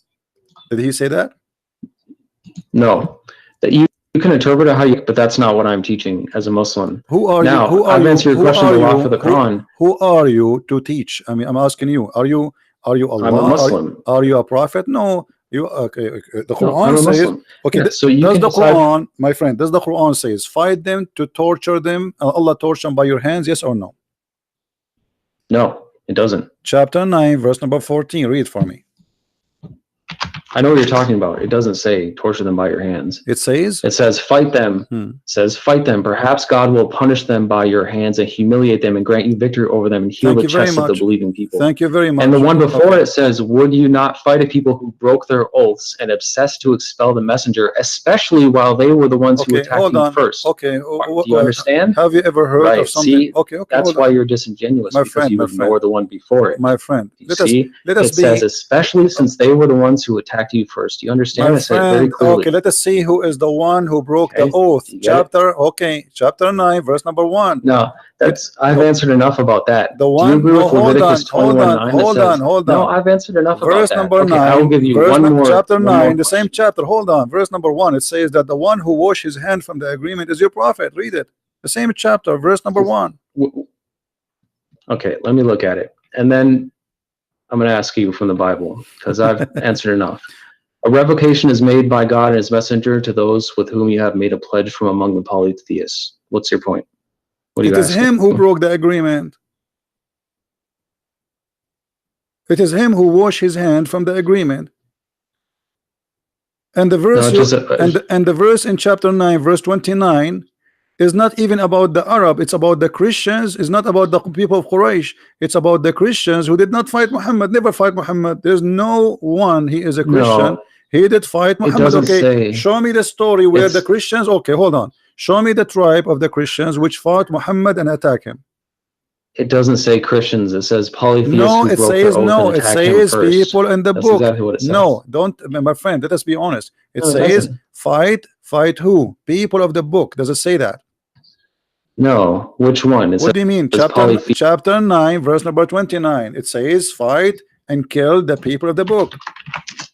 Either they pay the jizya or they die. No. It says fight those who do not believe in God or the last day. And the earlier ones, which I just talked about, no, hold it's on. talking about the Don't same jump. people I was just Don't jump. Don't jump. Broke the oath and attacked him first. That's jump. who it's talking about. Don't jump. That's the context. Fight. It doesn't say Christians. Okay, it says the Christians. Here we go. The one who is giving the scriptures. You know, Nur, stop lying, my friend. Everybody is laughing. Okay. I am showing, my friend. I am showing Islamic translation. Now, all Islamic translation says it clearly that those are the Christians and the Jews. Why you? No, it doesn't. It doesn't mention Christians like I just said. Read the screen. Now, read that's enough of that. Read the screen. No, read the screen. No. I want to know. Do you agree with Leviticus 21:9 that says a priest's daughter who loses her honor by committing fornication thereby dishonors her father also shall be burned to death? My friend, you agree with that in the Bible? The law of Moses is the law of Moses and fit for the time they live in thousands of years ago. It's in the Bible. I agree with everything. I'm making it simple for you. I agree with everything in the Bible for that time. So we agree. So yes. We it's agree. Still in the Bible. Now listen, don't change the topic. Don't change the topic. You're trying to run. We can go to the Bible. I just told you. I just told you I agree. I just told you I agree with everything written. This is the law. This is the law. This is the law. This is the law was given to the people at that time, and I agree with it. You see, you are. So it's no longer valid. Let me show you. No. Because this is the law of Moses. There's a law given to the Jews. But you're saying that there's. Listen, even your God. Hold on. Even your God says that this is the law we give to the Jews. Here we go. The same chapter we are reading from to show you how hypocrite you are. In chapter 9, verse number 28, it says that Allah He gave the order to the Jews. If somebody killed an innocent person, as if he killed all mankind. Is that correct? That still applies today. So no, it does not apply today. No, it does not apply today. You Muslims, you kill you Muslims, you kill innocent people. You Muslims kill innocent people. You Muslims. You're a liar. You see, here we go. I'm proving you. I'm proving you that you are a liar. It says in front of us, fight those who they are, Christians and Jews. Read the translation. No, it doesn't say that. Okay, read the translation. It's in front of us on the screen, please. Let me look. That's not a right translation, and it doesn't say choose Christians, different translation. No problem, my friend. We have like 20. Hold on. Everybody is laughing at you. Everybody is laughing at you. Choose a translation from this website. Any translation in this website. Okay, my friend. Hold on. Everybody is laughing. Can you please do me a favor? I'm not your friend. Can you? I'm not. Sure, you are not a friend. Here we go. You just showed me that you are a person. You are a person. I don't like evil liars like you. You are a liar. You are a liar. Here we go. Choose a translation from the list. Anyone you wish. We have all this list. Look how big. Anyone he agree with you that those are not about the Christians and the Jews. You're showing it on the screen and it doesn't say Christians. That means you're a liar and a hypocrite. It says a so Christian. Let's look at the Bible. It says a Christian. How are people and hold on, and I can show you the interpretation too. I will let you talk. Hold on. Here we go. This is the interpretation of Ibn Kathir. No, hold on, because you are trying to run. This is Ibn Kathir. Why you are lying? Nah. I'm still talking. This is Ibn Kathir saying those are the Christians and the Jews, and the Prophet he ordered them to be humiliated, disgraced. No. Why you are lying? It's in front of us. Why does your translation not say Christians or Jews then? No, it says that. Here we go in front of us. No, what's wrong with you? It says here the word Christian and Jews. It's in front of us on screen. No. And I don't follow that translation either because it's not. Okay, what translation you follow? What translation you follow? Okay, no. You said to me, you said to me, listen, Abdul, you said to me, how are they supposed to know that that's supposed to be for the time back then? Listen. You said to me, you believe in the monotheism. You believe in the monotheistic translation. Can you read for me the verse from that translation? No, you agree that a non. Can you read for me? Can you read for me from the translation you quote from me from? So why now you don't want to read? I told you I agree with everything in the Old Testament. All you can do is yell, and you can't answer anything because you know you're wrong. I told you I agree. I am not ashamed. I am not ashamed of my book. This is my book, fit for them, and this is their time. God gave them a law. Then for the record, so now I'm asking Christian you, Prince, why you are lying, Christian Prince saying this admits, verse is not about the Christians? Why you are lying? So for the record, Christian For Prince the record, admits why you that are he saying, agrees why that you don't read for non-virgins me? will- Stop Why interrupting me. you don't read for me the verses which is in the Quran translation, the one you just read for me from before? Can you give me I'll the link? answer you in a Okay, hold on, moment, hold on. But Okay, oh, I'm not guys, going to let guys, you keep can somebody, interrupting me. can We need to somebody have a find, discussion can here. somebody find me the monotheism translation for the Quran, the one who told me he is reading from? Can somebody post the link? Yeah, Google it. It's Okay. pretty easy. I already read it to you Okay, as hold well. on. It I will- doesn't. It okay. says, "Fight those who do not believe in the God of the last day." It doesn't say it's in there. Doesn't say So, from who? Doesn't for say the from who? record, It doesn't say from who? It doesn't say Christians. It Okay, says, hold on, "Fight hold those who on. do not Okay. believe in God in the last day." Okay, And there's context to that, as I explained. the monotheist translation. Hold on, Quran. Yes. So for the record, Translation. Christian Prince agrees in Leviticus 21:9 that says, "A priest's daughter who loses her honor by committing fornication and thereby dishonors her father also shall be burned to death." So he's saying that any priest's daughter who is a non-virgin should be burned to death. He agrees with that. That's pretty evil and disgusting. You are disgusting. How can you say that? How can you agree with that? That's only you one are verse. disgusting, and you are a liar, because I said That's all you can do as a soulmate. This is the law. This is the law given to the Jews at their time. This is because the Jews they are very, it doesn't very much. say that. Listen. This is the law of Moses. You idiot. Even your God, he says, we gave Moses the law and the tablet. You are a liar and you are stupid. Didn't your God, he said that he gave it to Moses? It's so funny that all you can do is did your God says he gave it to Moses? Did your God say he gave it to Moses? Guys, give me the translation for this guy. Let's get him busted live on air. The translation for the monotheist. Can you give me the link? Man, can you give me a link yourself? Can you post a link? Can you post a link for me in Paltalk? Can you post a link for the translation? So are you going to go around and can you find give all me the a priest daughters and translation? burn them Can to you death give me the since you're a translation Christian? you accept? Stop being a coward. Are Give me you a dangerous? give me the translation you accept. So if you follow the Bible, are you going to go around to all the churches and My friend, find their daughters? my friend, no, since no, that's we what you don't burn. I mean, that's what You it see, says. this is how That's stupid what you you are. said. You It agree is with you that. who burn. Okay, shall I show you that Ali, he burned people alive just because they are wrong? No, he doesn't do that. So you believe Shall that I Jesus show you? is God, right? Shall I show Let's you? talk about Shall what I you show you believe, your prophet? He since I've ordered. answered plenty He of your was going to questions. order to burn people just because they did not show No, up for Friday prayer. It's our turn to talk about Christianity. So We've you talked about see, Islam for the first 30 first of all, minutes. you are not talking about Christianity, and you are a liar. You are talking about the Judaism. It's from the Bible. What do you mean I'm not talking the about Bible is Christianity? the It's in the Bible is a Bible. book of books. This is the book of the Don't Jews. you follow the Bible? And this is an order. You follow the. No, we don't follow everything in the Bible. You liar. You I will give you an Bible? example. I will give you an example. I will give you an example. I will give you an example, a very clear example. In the beginning of the Bible, it says that you the don't man. follow the entire Okay, word of hold on, God and you do say the same. In the that you hold claim. on. Did the children of Adam have sex with their sisters? I don't Yes blame or you. no? It's pretty evil. Did the children of Adam have sex with their sisters? Well, that's ridiculous. Did they have sex with them? So it was allowed for them. So it was allowed. So it was allowed for them, but it's not allowed for us. Guilt of their fathers. Listen. So it was allowed for them, not allowed for us. That you should kill their son. See, this guy, he just want to talk. Was it allowed? Nah. Now, let me ask you. You talk over me. Okay, hold on. Did your prophet allow the muta? Do you follow the muta? No, I don't even know who that is. Chapter 4, verse number 24. Your prophet, he allow you to rent women for sex. Arabic. Huh? Tell me what muta. Muta, I mean pleasure, sexual pleasure. Yeah, what about it?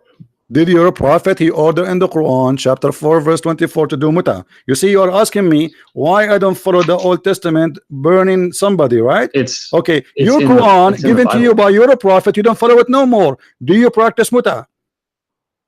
No, it says, here's what it says, 424. So, in the name of God, the Almighty, the Merciful, Bismillah ar-Rahman ar-Rahim, and the end intended for the women except those main temples, the book of God is over you and permitted for you what is beyond this, if you are seeking with your money to be independent for illicit sex. As for those whom you already had to joy with, then you shall give them their dowries as an obligation. There is no sin upon you for what you agree after the obligation. God is knowledgeable, wise. It says right there, not for illicit sex. Lewdness is forbidden.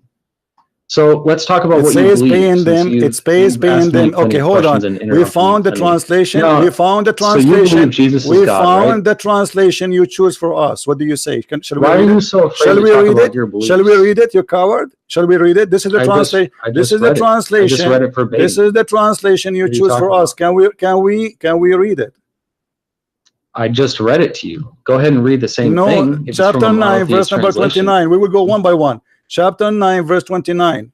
Why are you so afraid to talk about your religion? We did. I answer you. And not only that, I said, I agree. Now let us read together.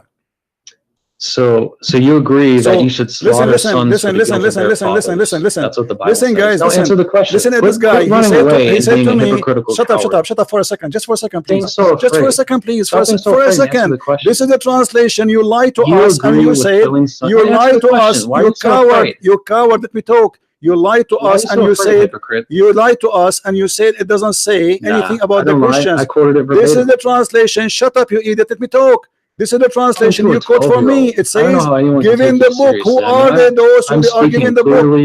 You coward. Who is the one giving the book? Who is the one giving the book? Why you don't want to read it? You can't even. Chapter 9. This little shut up. What a donkey. Guys, this is the translation he gave us.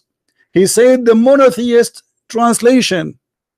It says those who they have given the book. I'm going to call you back and you tell me who is the one who's giving the book. You liar, you coward, you have no dignity. You said it doesn't say there anything. You cut the word the book. Everybody heard you, it's recorded. Here it says, from those the people who they are giving the book, who are they the one giving the book? I will call you back.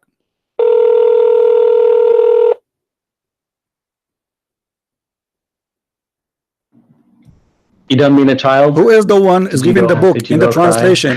Who is the one is giving the book? You want to have a real, you need to be more, because you don't let me talk. You don't let me talk. Who is the one is giving the book? Answer. Who is the one? You said the verse is not about the Christians. Who is the one giving the book? Explain to us. I have let you talk and ask me questions for the I answer you too. I am asking you now. Who is the one is giving the book? You said there's no Christian there. This is not about the Christian. It says in the translation you choose that this is a war against those who don't believe in Allah, from those who they are giving the book. People of the book, who are they? Discussion, like any formal debate. Who are they? Why you don't say, okay, tell me, no problem, we are discussing. Tell me, who is the one? Who are they? Those who they are giving the book according to Islam. You say this is not about the Christian. This is not about the Jews. Either you apologize, you say you were stupid, or you say I was lying, or you say the truth. Okay, who is the one is giving the book?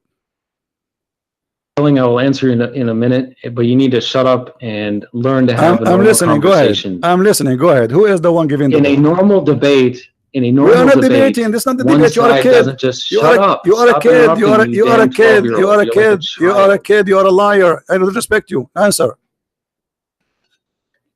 In a debate, they don't allow one person to constantly yell and interrupt the other person. You are the one. You are the one who interrupting. I am asking you. You change the topic. You change the topic because you are a coward.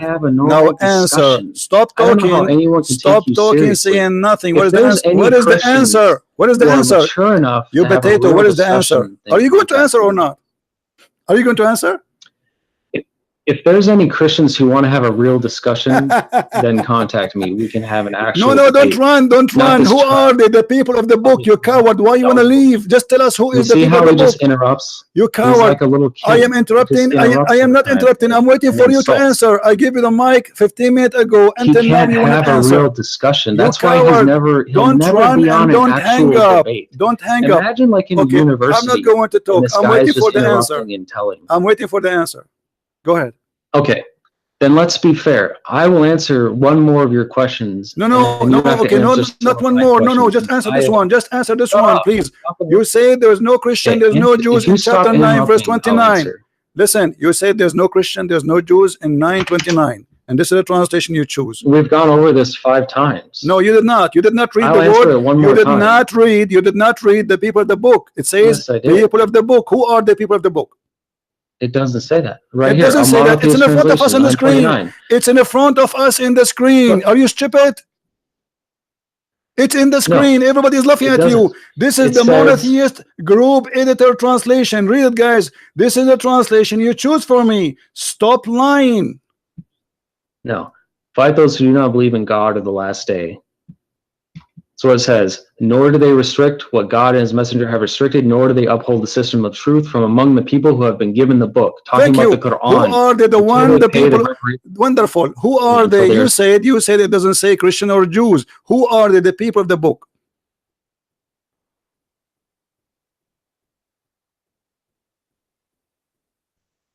it doesn't say Quran. It's talking about the My system friend, of who truth. are they? The people of When the you book. give them the Who book. are they? The people of the book. The Hindus, the Buddhas, the atheists. Who are No, they?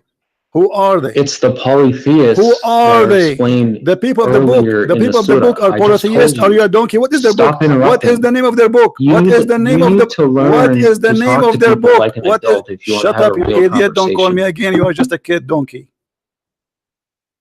Coward. Every single Muslim agree that this is about I lost my voice. Christian friends, do you agree with that? I agree with every verse in the Old Testament, and we are not ashamed of it. But because you are ashamed, you are covering up. You are reading for me a book written thousands of years ago, fit for their time, and because the Jews are people of dignity, not like you, who your prophet allow you to hire women for sex. So if a woman, she did do adultery anyway, the punishment for adultery in the Jewish law is death. It is death anyway. And your prophet, he copied that from the Jews, but yet we cannot fight in the Quran. And you coward, you say to me you follow the Quran only, but we cannot find the punishment of adultery in the Quran of stoning. Why? Because the goat ate it.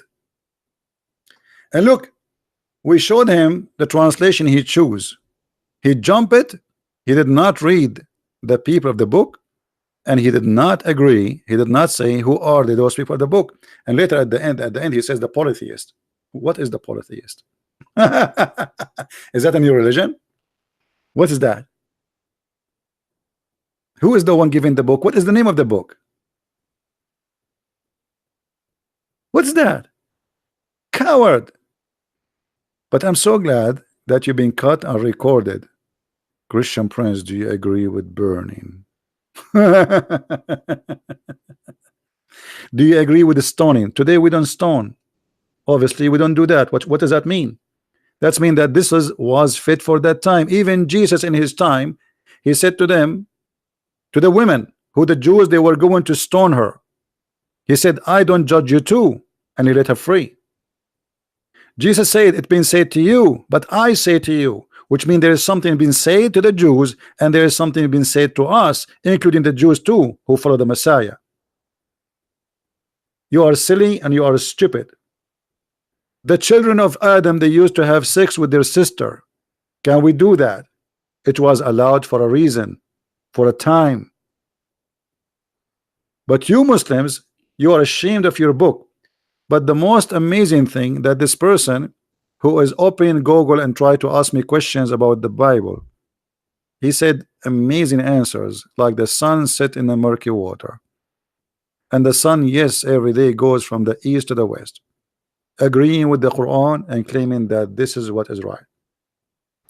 You might agree, disagree about the Bible, but to be honest, always about the Old Testament, we have to compare how people used to live thousands of years ago. When the Jews, they have a law, other nations, they used to eat each other alive. Actually, not long time ago, Christianity come to many nations, and those nations used to eat people alive. They cook them, they eat them. So we are talking about Allah when the Arab, your ancestors, Muhammad himself, he used to worship stones thousands of years after Moses, kissing stones. And if this is horrible, why your prophet he follow Moses and why he approve him?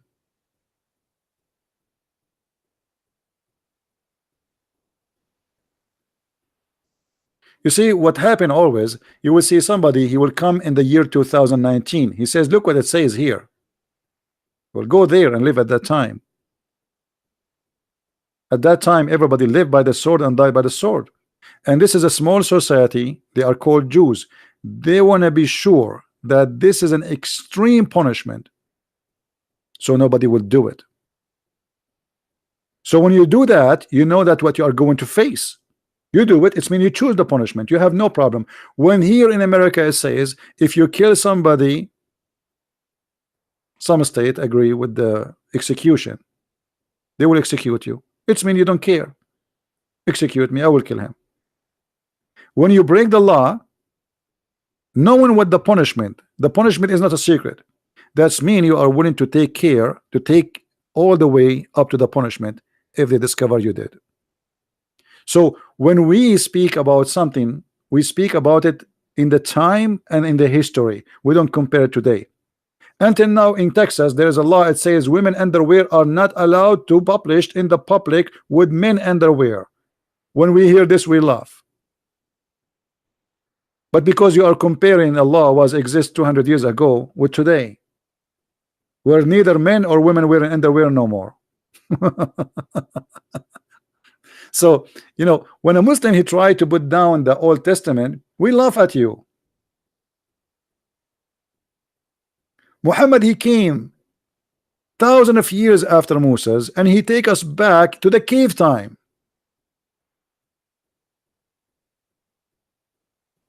And the proof, it is you who said that the sun set in a murky water. That is beyond the cave time. And look here at the Prophet Muhammad, who is supposedly a prophet of God. He says that if a woman they are lesbian, we jail them until they die. Do you agree with jailing women who they are lesbian until they die? What, you will say no, or you will say yes, or you are a hypocrite? The law of Moses is the law of Moses. Now this is your law. And if somebody is a gay, we beat him with sandals. And here you see how the God of Islam is discriminating between men having sex together and women having sex together.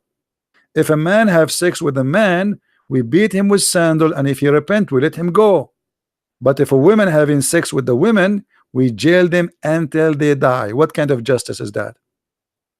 Why the punishment for women she is being lesbian is jail until they die, but if a man is being a gay, he repent, and the punishment maximum, you beat him with sandal. You beat a gay with a sandal, he get excited.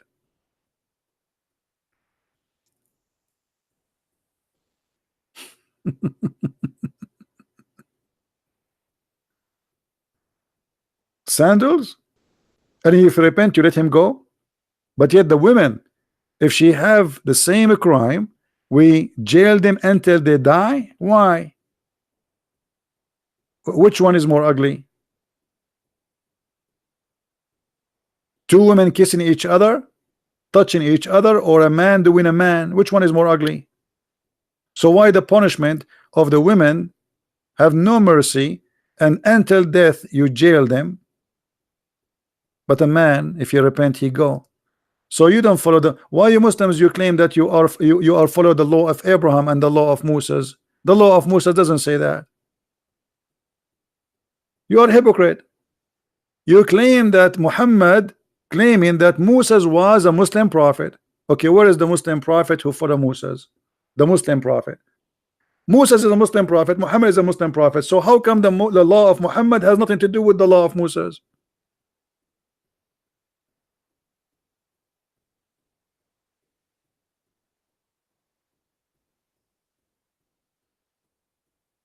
And you notice like how he keeps shouting, talking, he will not answer.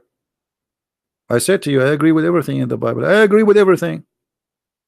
Those things fit perfectly for that time. At that time, people don't have even law. People, people live by the sword and die by the sword. Israel, the whole nation, been taken as slaves. The whole nation, not 100, 200. They grab them all as if they are goats.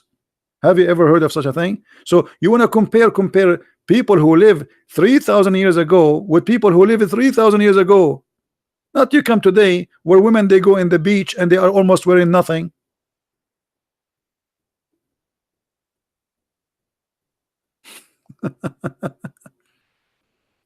You see, when we compare the Quran, we compare it with the Quran, not with today. We prove Islam to be false at the time of Muhammad, not necessarily today. Hypocrisy. And look, he said to me, I don't believe in the Hadith. But isn't it the Quran said that you have to obey the Prophet in order to obey Allah? How you don't believe in the Hadith? You are a hypocrite. But I believe he said to me that so he will avoid showing him the Hadith. He will say to himself, okay, I will say to him I don't believe in the Hadith, and that will cut any try from him to get me busted from the Hadith. I will say I don't believe in the Hadith. That's it, it's gone. But the Quran written in the same time, and there's nobody have the Quran. Actually, nobody have the book of Al-Bukhari. Al-Bukhari does not exist. Nobody have the book of Sahih Muslim. Does not exist. Nobody. Those books are not printed. This is somebody claim that this is what Al-Bukhari said. Same for the Quran. We don't have the Quran. Nobody have the Quran. All the Qurans they have is written centuries after Muhammad. It's coming from a recitation. Even the official Quran, which is printed by Saudi Arabia, in the first page it says that this Quran is according to the recitation of Muhammad. Recitation. Because there's no book.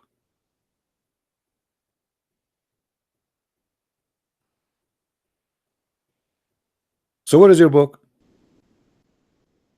And not only that, Muhammad himself, he said that the one who obey the messenger, he obey Allah. You say I don't believe in the Hadith. That's mean the Quran proven to us to be short of logic, because now how we can obey the Prophet if we don't receive the word of the Prophet? Correct, guys? If I'm a Muslim, God forbid, and I want to obey the messenger, how I can obey the messenger if I did not get the words of the messengers? Because the Quran says I have to obey the messenger, and by obeying the messenger I obey Allah, because Muhammad is more important than Allah. Okay, I want to obey the messenger. Where is the word of the messenger? The Quran is the word of Allah, supposedly. So how you lie to us and you say I am not going to accept the Hadith? How we can obey Allah messenger without the Hadith?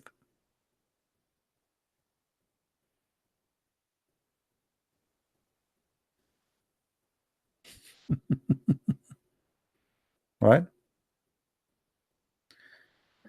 Now listen.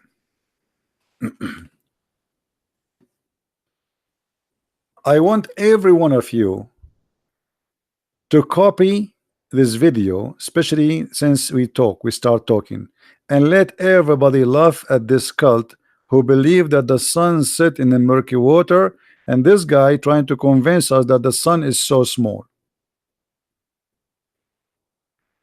Actually, you know what? I'm going to replay it. Hold on. I don't know how long ago he called me, because this is fun. When he started talking, by the way, I thought he is like I mean, he's being funny or something, you know, but this guy is serious. This guy is serious. He's very serious. He's talking about, you just said how we see the sun. That's mean that the sun setting, sunset, sunrise, correct?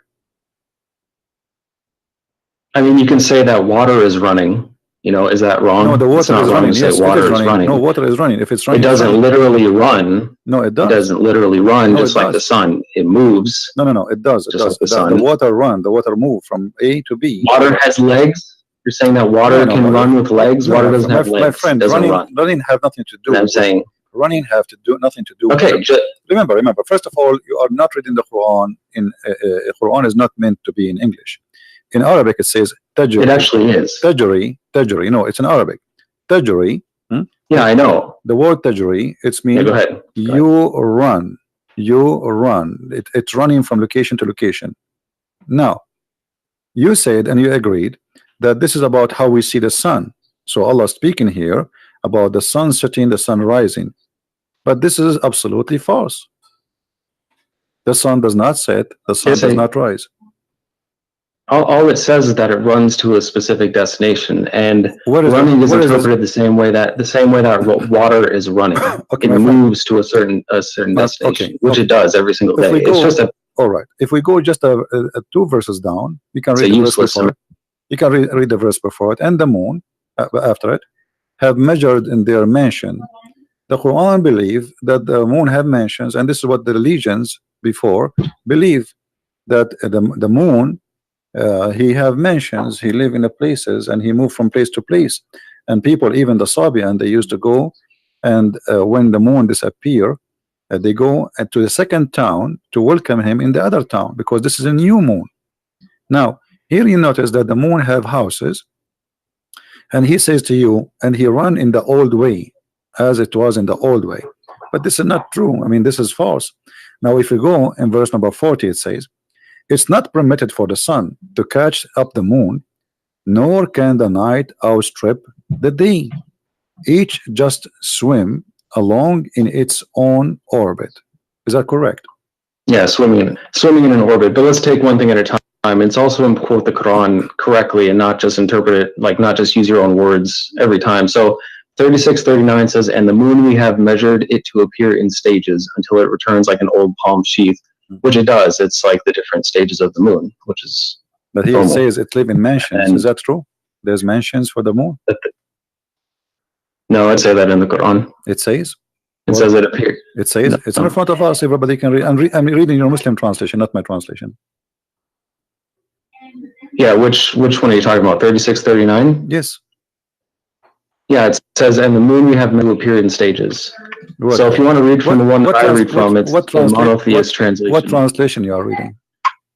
Here, I'll post it in chat. You can Google it. It's called the monotheist translation. Otherwise, you can go here. Monotheist? To what does that mean, monotheist? Yeah, monotheist means one monotheist. That's what we are. We reverence one God. That is a new form. Monotheist. Let me see if we have it here. Yeah. Monotheist. It says it in it as well. It talks about monotheism. Okay. Yeah, but my friend, do you speak Arabic? Only some. I don't speak it fluently because it's not my native tongue. But I should learn it. This translation is absolutely false, my friend. It says, وَالْقَمَرُ قَدَّرْنَا مَنَازِلَ حَتَّى عَادَ كَالْأَرْجُونُ الْقَدِيمِ. So it says the word manazil. So how this guy, whoever translated this translation, he said, you can copy this word manazil as you see in the screen, post it in Google, and you will see it mean houses or mansions. So this is a false translation. Well, there's lots of translations that translate it that says the moon we have measured it to appear in stages, and Arabic is a rich language. Anyway, guys, you can play it later. Please download the video after we finish, and you can cut the part where if you want to make it short, where this Muhammadan, he says the sun is swimming and going in the murky water. Actually, I just got some coffee. I missed the coffee. But it's very funny how a Muslim always try to fabricate. Right away, they don't want interpretation of any scholar. They don't want the hadith. And he is a Muslim. He is the one who understands the Quran. And now, after understanding the Quran, he come with the conclusion that the sun set in a murky water. Hey Zuha, how are you? Guys, Zuha, she was making fun in her comment. I made a video about her comment, if you remember. She said how the Bible says that the sun is created in the fourth day. How are you, Zuha? Zuha, so you are making fun of the Bible for saying that, but the Bible says in the beginning, God, not Allah, created the light. So we have light, but in your Quran, Allah created the light at the end. And not only that, your prophet, he says Allah created the sun in Wednesday. So what do you think, Zuha? Do you like to laugh at Allah? Because you said this is against the science. Everybody, I have a video, everybody can watch it. Your comment is there. Correct, guys? Your comment is there. I am a normal human being. I'm so glad that you are a normal human being. Why? I was expecting you to have 4 legs. I know you are a human being. That's why I'm talking to you. Otherwise, I will not talk to you. Like when we talk to cats, we say meow, meow. I'm talking English to you, so obviously you're a human being. I'm talking to you. So what this have to do with my question? Why you made fun of the Bible saying how God can create the sun in 4 days, and this is against science? But while the Quran says Allah created the sun at the last day. So now you're a human being, like a week ago you were not. Hmm? Isn't it this is Quran? Your Quran? Let us go to the Quran. This is your Quran, not my Quran. It says that Allah, the last thing He created, it was the lamps. The last thing after He finished everything, the human, the animals, everything. So what we will do now, Zuha? What do you think? Chapter 41, verse number 10. Allah He create number 9 actually. He created the earth in 2 days. And then in 4 days, He put mountains in the top of the earth. Allah He imported mountains from Home Depot. He brought the trucks, and then He placed the mountains in the top of the earth. Okay. And then He created the grass and the trees and everything, as you see. And then after that, He went to the sky, and the sky was totally smoke. There's nothing there. Nothing. Smoke. Nothing. And then He completed them as 7 heavens. All right. And then He created the lights only in the lowest heaven. This is the last thing Allah He did. Do you see it? The last thing Allah did, He created the day and the night according to this verse. So what do you think, Zuha? Are you going to leave Islam now?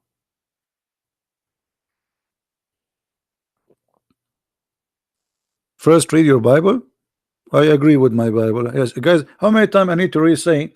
You see, this is the difference between us and you. You Muslims are ashamed of. You make fun of the Bible when we show you what is in front of the Quran, especially if it's agreement.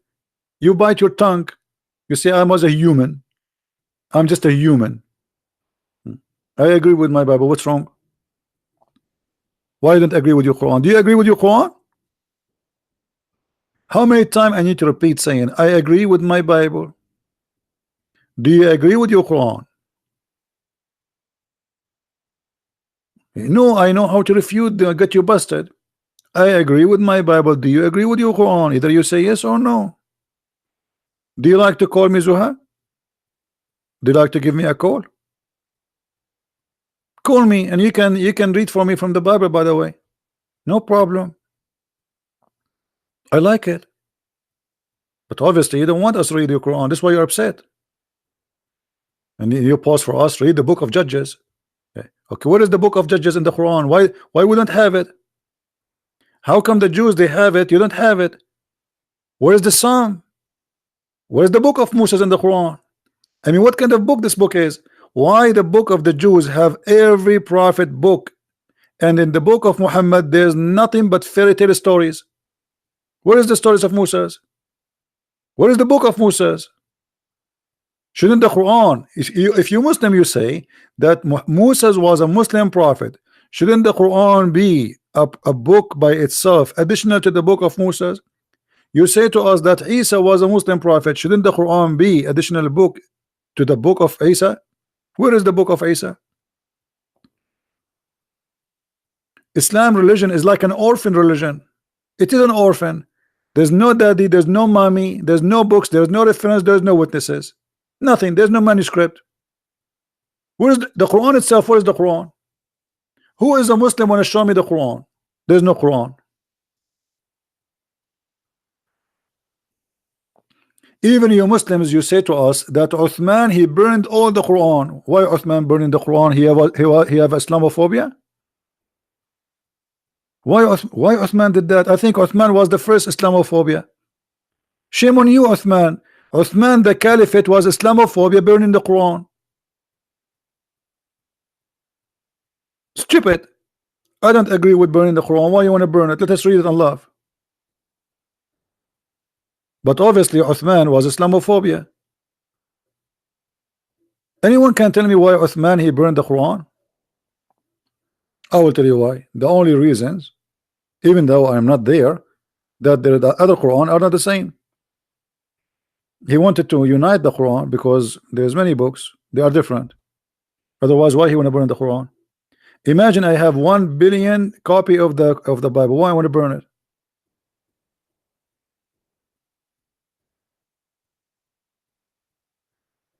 Do we have any Muslim would like to call us?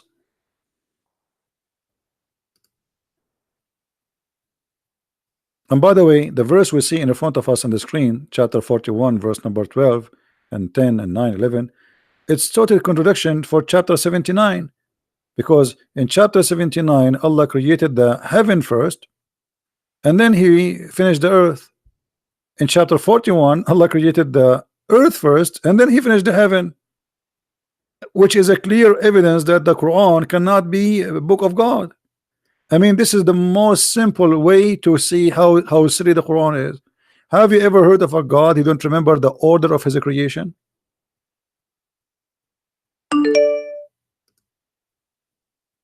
Huh?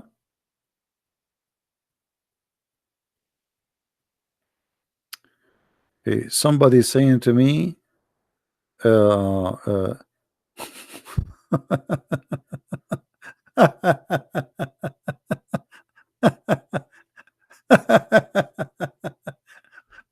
that's a good one. Guys, somebody says to me, I am from the Mossad. Do you like to work for us? I work for Jesus, my friend. What Mossad? I don't know how stupid what you are saying to me. We work for Jesus. This is our employer. What Mossad? I know how silly you are.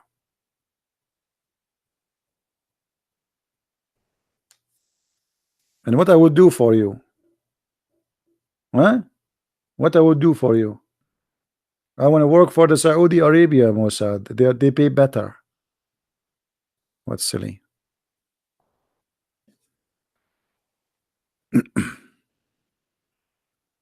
And by the way, we debate the Jews too. I have many videos getting many Jews busted. So what do you want? What do you want me to work for? I get a lot of Jews busted. If you bring me Netanyahu here, I will spank him.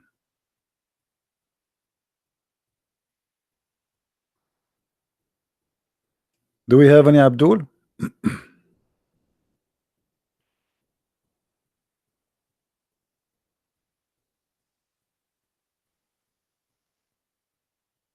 Anyone?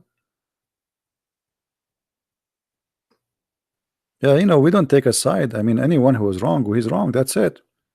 I made many videos, you know, rabbi, even Christian minister, Protestant, Catholic, I don't care. You say something wrong, I'm against you. It doesn't matter who you are. And the Jews, they will not be saved unless they accept the Messiah. They are not better than the Muslims. There's no salvation but by the Messiah. As simple as that. Yes, you believe in the same God. Yes, you believe in the Old Testament. But I believe strongly that there is no salvation but by Christ himself.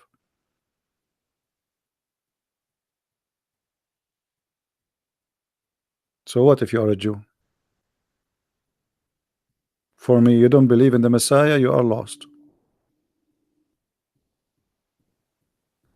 Yeah, we are not talking about who blow up himself. This is not the topic. You see, we are talking about salvation. We are not talking about, we are talking about at the end of the day, you see, all of us, we will die. For me as a Christian, I believe there is no salvation except by the Messiah. Moses will not save me. Abraham will not save me. Nobody will save me. There's one name only can save me. As simple as that. This is what Christianity is about. I am the door. I am the truth. I am the resurrection. And yet the Muslims, they say to us where Jesus says, I am God, worship me. That's a good one, isn't it? I am the life. I mean, even by the way, Allah, he tried to copy the name of Jesus, which means Muhammad. So Allah, he can't call himself the resurrector. That is Jesus. Allah resurrect nobody. Show me where Allah, he was able to resurrect even a chicken. Stories, no witnesses for anything. Even the Quran says it clearly. that Allah He refrained from sending miracles. Have you ever heard of a God He refrained? Why? Are you from the yellow vest in France? What do you want? You want less tax? God always make miracle. He's a miracle. Whatever He do, it's a miracle. Whatever God He do, it is a miracle. So how God, who is a miracle, He cannot do miracles no more, and He says we refrain? That's an excuse. You refrain?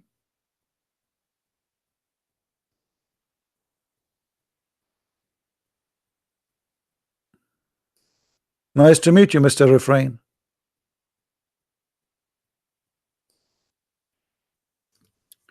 And when the Muslims they say that the Prophet of Allah have a miracle, what is that? Marrying a child, she is 6 years old.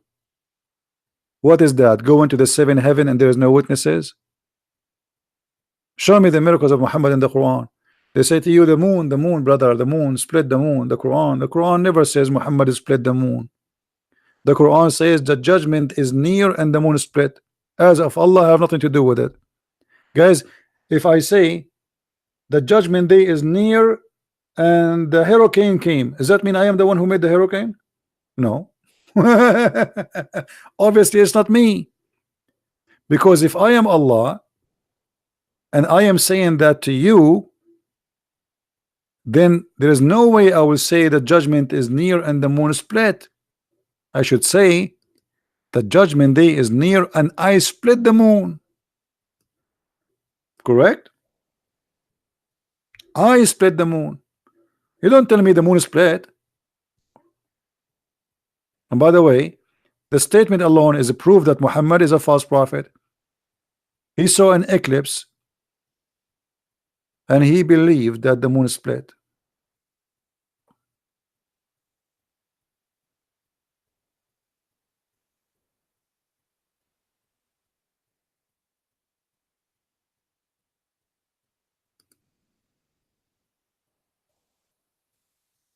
Do you see it? The hour judgment is sight and the moon eclipse. This is a guy he is reporting the news. This is not a God telling me what he did. Okay, guys, the thunder is in the sky and the rain is coming. Oh, but I did not say I am the one who made the thunder. Neither I am the one who sent the rain.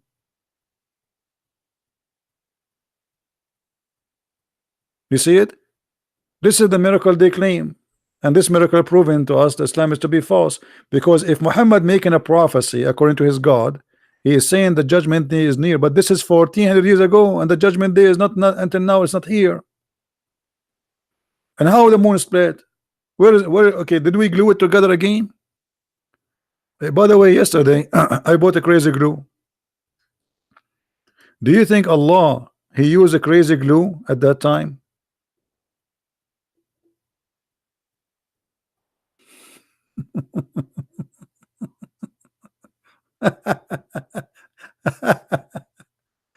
Oh boy.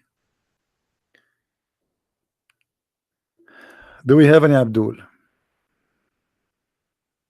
By the way, crazy glue is good. Crazy glue will fit perfectly with the crazy Quran.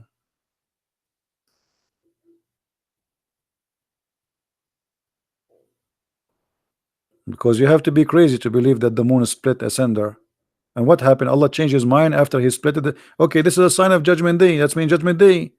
So what happened? He changed his mind. He put it together again. He looked suddenly at his smartwatch. He said, oh, it's too early. I'm going to change the hour now. You split it already. And now we heard the Abdul trying to convince us that the sun really set in murky water. And look, I said to him murky water. He says no, not murky water, hot water. Supposedly, like, I mean, it make a difference. By the way, he was correcting me. I said murky. Actually, he is right. It's hot water. But look, he's like, this is the man is consistent. Like, no, it's not the murky water. It's a black, dirty, hot water. Oh, okay. And the sun is there now. Oh, okay.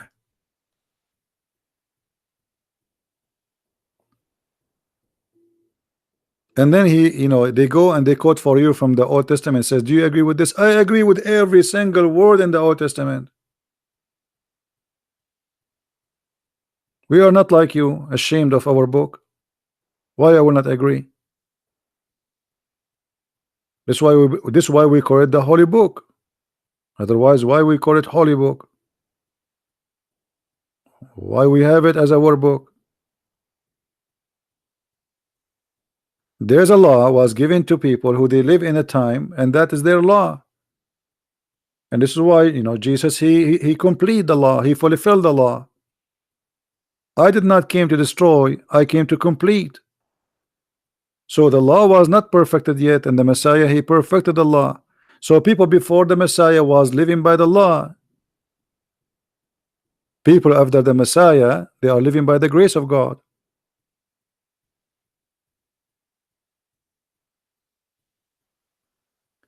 Even the Jews, they understood the law wrong.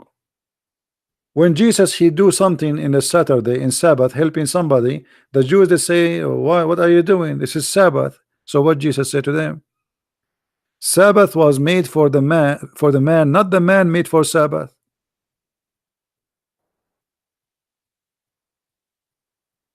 So you go and you say to me, the book says Sabbath, Sabbath. If you break the Sabbath, we will do this to you. But obviously the Jews, they were not practicing the law correctly. They have their own wrong interpretation.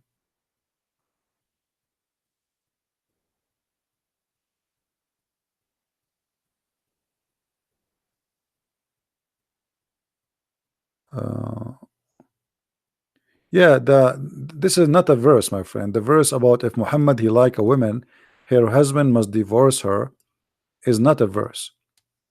This is in the interpretation.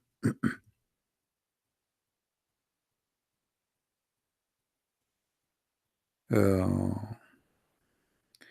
you know the story where Muhammad he liked his own son wife. Let me show you the interpretation.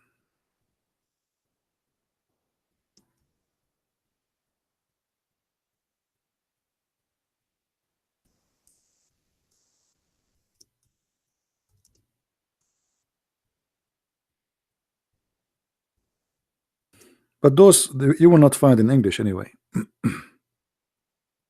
Just to let you know. And I don't think ever the Muslims will translate. But you can get my books, Sex and Allah, and you will be able to read. Let me first give you the link, but this is in Arabic. This is in Arabic. But what you can do, you can open with Google and you can translate the whole page. This is the official government website of the Kingdom of Saudi Arabia. This is official website of the Kingdom of Saudi Arabia. I posted the link for you. So what you can do, you can translate. Let me show you where it's going to appear. But maybe in the translation it will be different.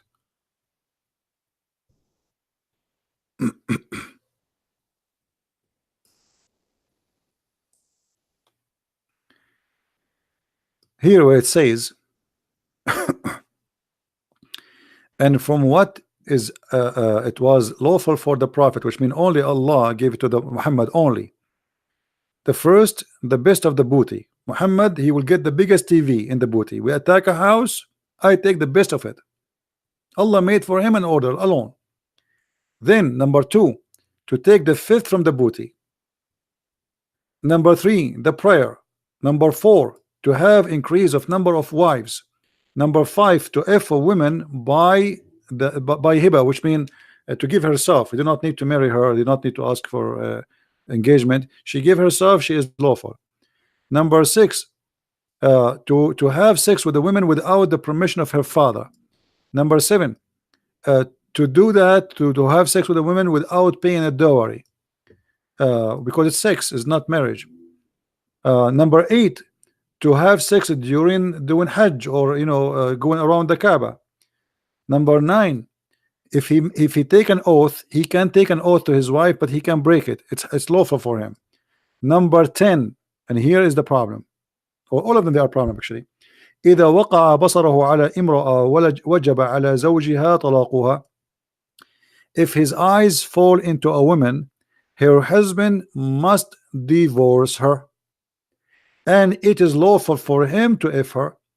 Let us use a Google translation. All right, Google will not really give a good translation, but you know.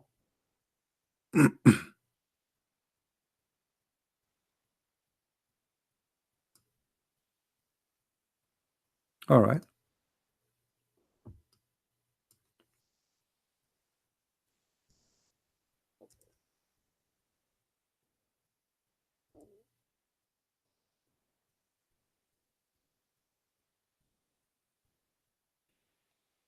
here we go. You see, this is the auto translation. If he sees his eyes on a woman, for sure here translation is not correct. If his eyes fall into a woman, her husband must divorce her. Kabich? Do you see it? Number 10. So all what you need to do, the link I gave you, use Google translation. It's not accurate, but better than nothing. I mean, this is a prophet of God. If his eyes fall into a woman, her husband must divorce her. Why? Why? What is that? What does have to do with religion? What does have to do with God? So because I'm a prophet of God, if I like your wife, you have to give her to me? If your wife, she walk by and she serve me some tea or some coffee and I like her, you have to divorce her immediately so I can sleep with her. And by the way, all cult leaders, they share the same thing. All cult leaders, they tell many women to sleep with them. All the women who come to their religion, they want to sleep with them.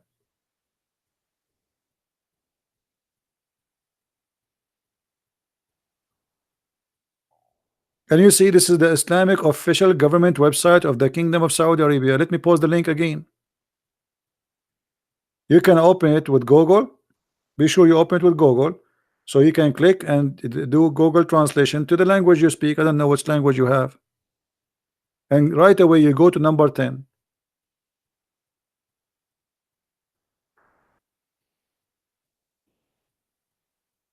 What those numbers you are giving me, Bomba?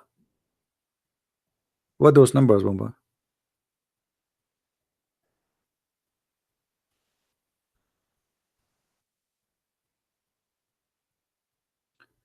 Any Muslim?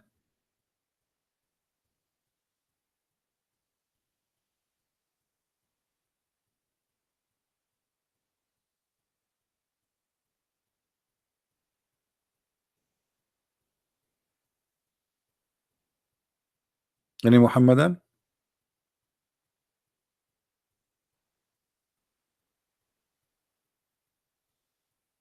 Call Abbas. Abbas is driving. Abbas is driving, and he's a prophet. He goes to the heaven, he come back, nobody see him, even his wife, she was asleep. By the way, yesterday, what happened to the prophet happened to me. 3 angels, they come to me, and they cut my chest from here to here, actually to there. No, not to here. Like, maybe a foot later. Yeah, there. Yeah, they cut my foot, my they cut me from here to here. Actually, let me show you. I just have stitches here. This is not the stitches. This is no, this is the. I don't know. It looked like a high heel. Somebody throw a high heel or something.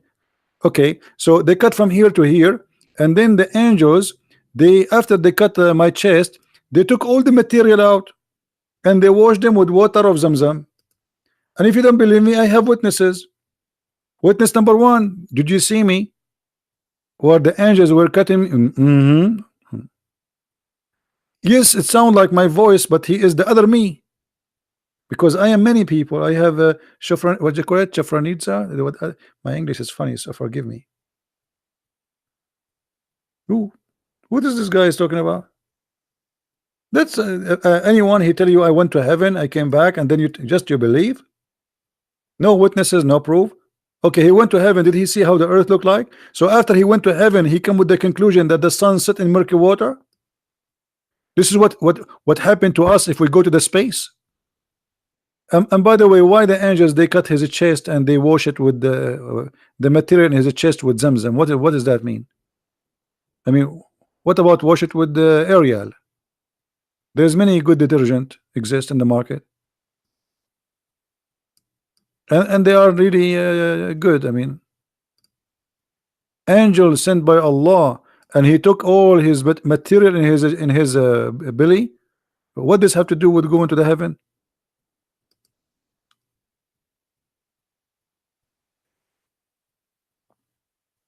By the way, I heard, brothers, that hold on, let us call Zach and I.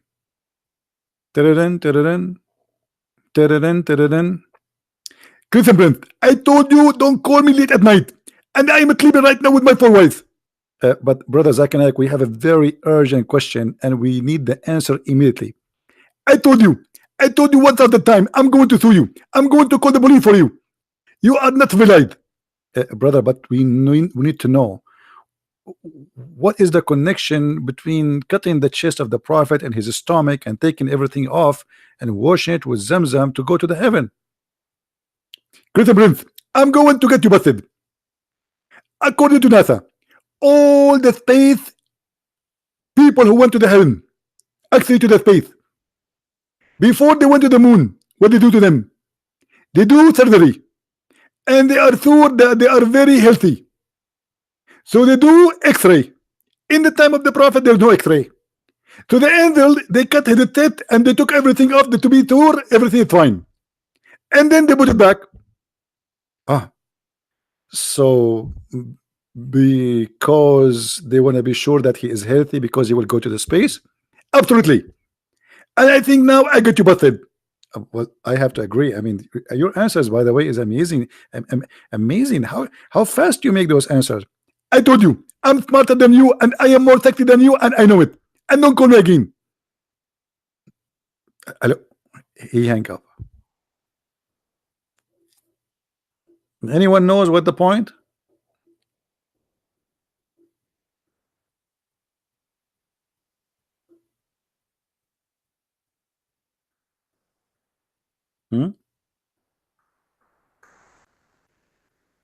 So they cut his chest to be sure he's healthy? Is that why? No. The hadith says, okay, I forgot to tell him. Call him again? According to the hadith, guys, according to the hadith, which means according to Muhammad tell, they cut his chest so they can install in his chest a dish of faith and a dish of wisdom.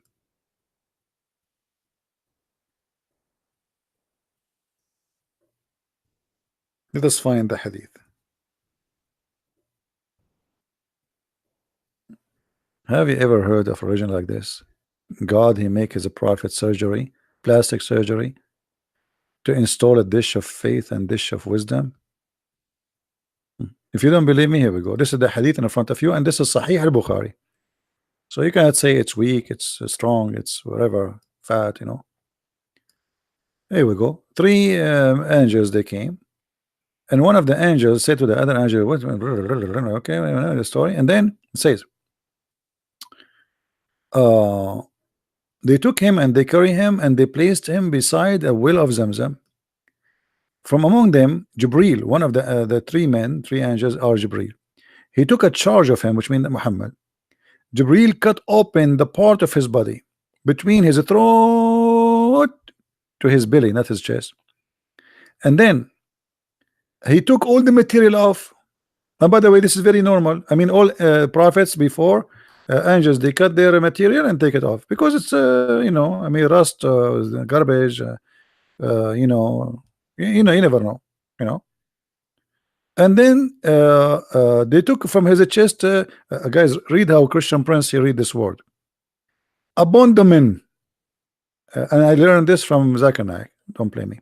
And then washed it with Zamzam water with his own hands till he cleansed the inside of his body. And then a golden tray contained a golden bowl full of belief and wisdom brought, and Jibreel stuffed his chest and throat blood vessels with it, and then he closed his chest. Okay. In the Middle East, this is exactly how we earn our wisdom. Allah, he sent us an angel. He have with him two dishes, and by the way, the dish one of gold. They are made of gold. I mean, Allah. Do you think Allah in his kitchen they have like what? Plastic? Gold. And like me, I did not go to school. That's why my English is perfect, because Allah, he installed English in my chest, and this is why, again, quote unquote, my English is perfect, because Allah, he installed a dish of English in my chest. Otherwise, I do not know English. Like I woke up after the surgery, I start saying hello, it's me you are looking for, you know. Otherwise, I know nothing about. The only English word I know, si senor, before the surgery. After the surgery, I learned English and I start speaking English, like saying takbir or alhamdulillah, you know. And this is I have witnesses for that. And if you don't believe me, I mean, why Muslim need witnesses for my stories? Here we go. Muhammad have no witnesses, and they believe in it. Do you Muslims believe in it or no? You say yes. Okay. So if I say now I went to the seventh heaven and there's three angels, they came and they cut my chest and they put what? By the way, in my chest I have 500 pixel display. They installed it there, and the fast charge battery. And I have Android, not Android, because Android is made by the kuffar. Android is made by Allah. 1000 Android, and they put all those things, you know, in my chest. And now I'm very smart. I know everything. You know, ask me any question. Okay, the gentleman there is asking me questions. Where is Brazil? Crazy. Brazil in Brazil. It's in Brazil. You know, ask me a different question. Where is Africa? In Africa. What's wrong with you? I told you I know everything.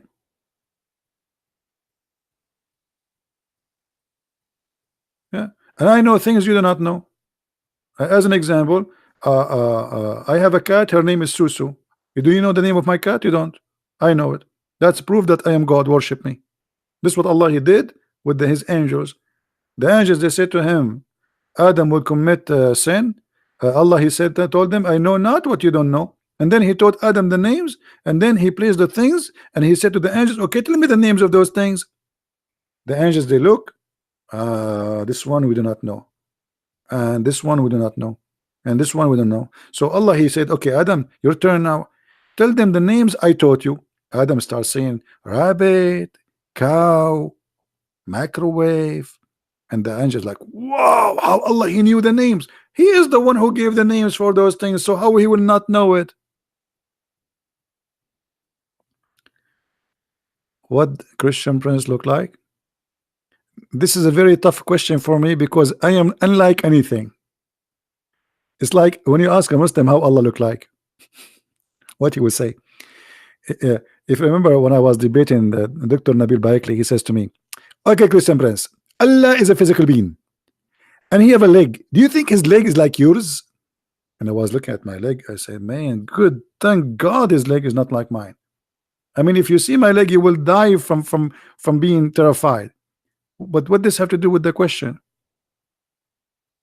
And why Allah leg have to do to look like my leg? It doesn't matter. But he have leg. It look like my leg. It doesn't look like my leg. But still, why Allah have a leg? And how he look like? When you say he have a leg, it's me have a leg. Hmm?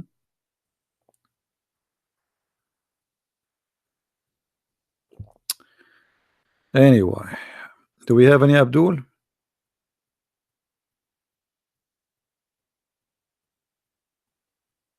Anyone?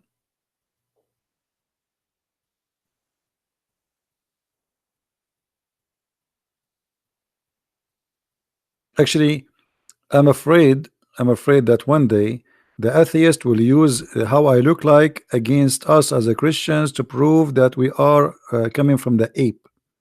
This is why I don't open my camera, brother. I'm not handsome like the Prophet Muhammad. There's a video, a guy he described how the Prophet looked like. I don't know if how many of you watch it. If you watch it, you will die laughing.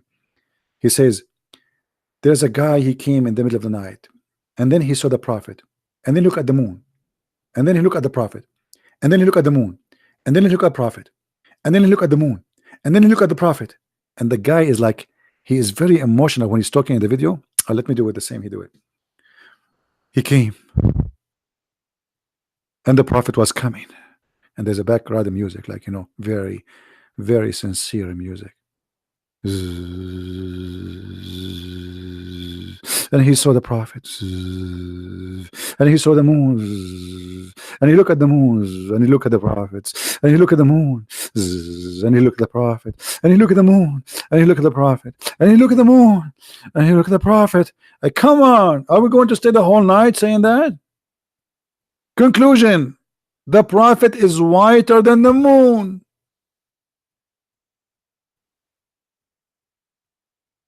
That's the whole story. People these days, they spend money to get dark skin, my friend.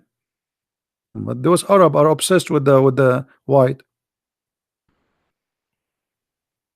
You go in the Middle East, you will find every Arabian woman, every mother. My son, I want to make you. I wanted you to marry a beautiful white girl. And you say to yourself, oh boy, my mom, she chose for me a white girl. Okay, she have to be white. You know, otherwise it's not. Actually, in the old days, I don't know if you know, I told you that Muhammad, he promised them that a woman she have will have 1 mile bomb, right? 1 mile in the heaven. You know, when I was a kid, there was a song, and I could not really understand what it's mean in Arabic, but it's a nice song. I mean, as a words, it says that there is a woman. She was so beautiful to the point the camel could not carry her. And I was asking myself, what is the connection between the beauty of the women and the camel is not able to carry her? I could not find any connection. I mean, the song is this what the song says. And then later I figure out from the elders, they say that in the old days, if a woman she is very heavy duty, you know what I'm talking about, very big, that means she is so beautiful. And if the camel could not carry her, that means she is the beauty queen. Not like today, everybody want to lose weight, blah blah blah blah. Go back in time. You can eat as much as you can, and still the men, they will be fighting to marry you. They will be like, please marry me, and you say, no, no, no, no, I have to eat more. So in the old days, the the bigger you are as a woman, that's mean you are healthy and you are good. You will give a lot of babies, and the babies will be big. So if you are skinny, that means you are sick. That means something wrong with you. So this is why the songs, and this is why Muhammad, he promised the Muslims that the women will be so white, extremely white, to the point you can see through the marrow of their bones. You remember the hadith, right?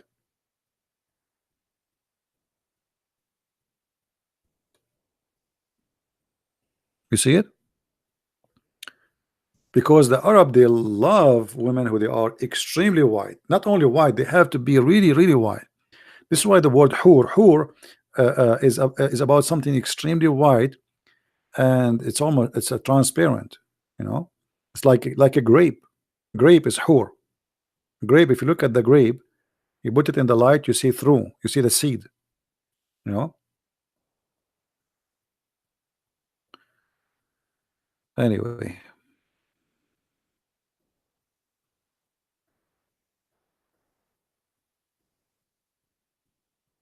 All right, I think we are done for today. I know that we have 966 people. What? Why we have 966 people? Only 776 they like my video. 13 Muslims did not like it. Why? How sad. How sad. Guys, what do you think if I have a TV station, big one, and I'm doing every day a show? How many millions will watch it? And how many people will sue me for dying laughing?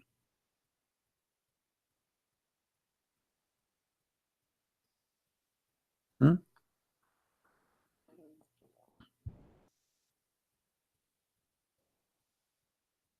Unbelievable.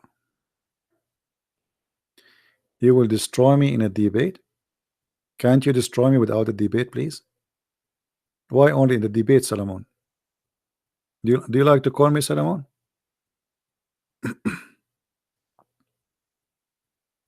Solomon wanna destroy me in a debate. Okay, Solomon, shall we start? Do you wanna call me?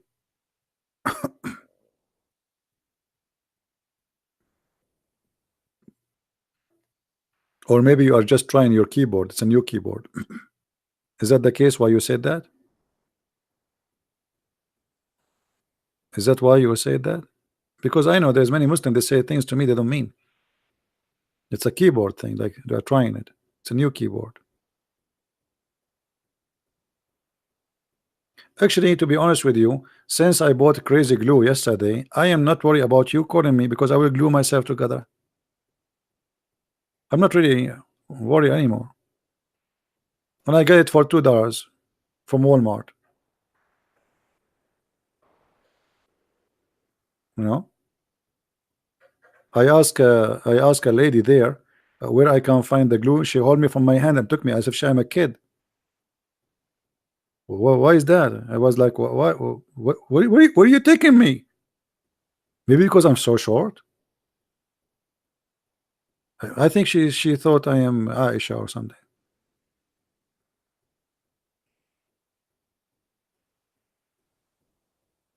So, Solomon, you want to call me or what?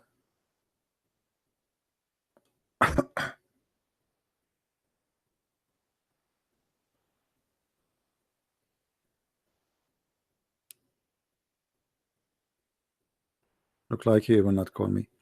I think he was just practicing shouting. Or maybe he have his girlfriend watching the chat and he want to show her how good he is. But you know that we have to admit, the guy who called us an hour ago, he was the best. I mean, I never like how much I have, how many thousand Muslims I spoke to, tens of thousands. The guy today was unique. We have to admit. Don't forget to download the video and cut that part when he is talking to me about the sunset, please. And remember, this video will not stay for long, so in a few hours from now we will take it down. And by the way, yeah, Noor, uh, if you are posting in your channel my videos and they flag your videos and they delete your channel, always make many channels. Some of them are activated, some they are not, let us say. So when you lose one, just give me a link, we post it here for you and people will subscribe. Very easy, right? Very simple. Don't worry about it. Because he said things as I mean, like he start line at the end about killing, but in the beginning he was saying yes, the sun set in the murky water and the sun move, and so it was usually Muslims they try to hide that. What is that currency? My brother Jesus saved me. 100 nuke. Are you nuking me with 100? Oh boy. Guys, I just received 100 nuke. What is the currency of nuke? What is that?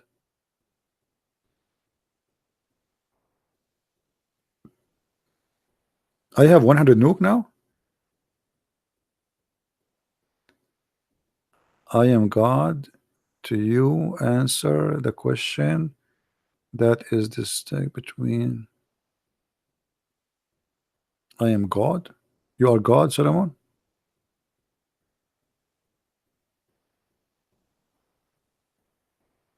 Nuke is the currency of Norway. So if I go to Norway and I make 500 nuke, man, I can control the whole earth. That's a good thing. Thank you, my friend, for all the nuke you gave us.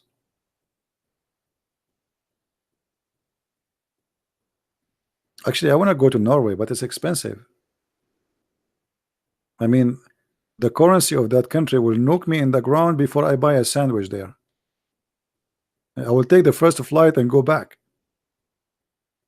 I saw once a video YouTube. He was talking. He bought a sandwich. How much it cost him? It's so expensive. So your nuke will nuke us down if we go to. I will be homeless there.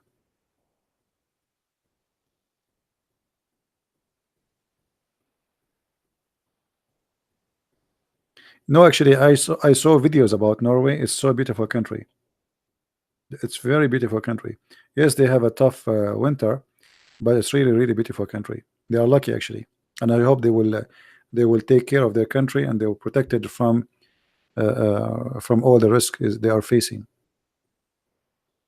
Because those countries, they are attracting many foreigners, and if you keep receiving foreigners, then the country will be out of Norwegian, in Norway, and then you yourself, you will become a foreigner in your land, and they will kick you out.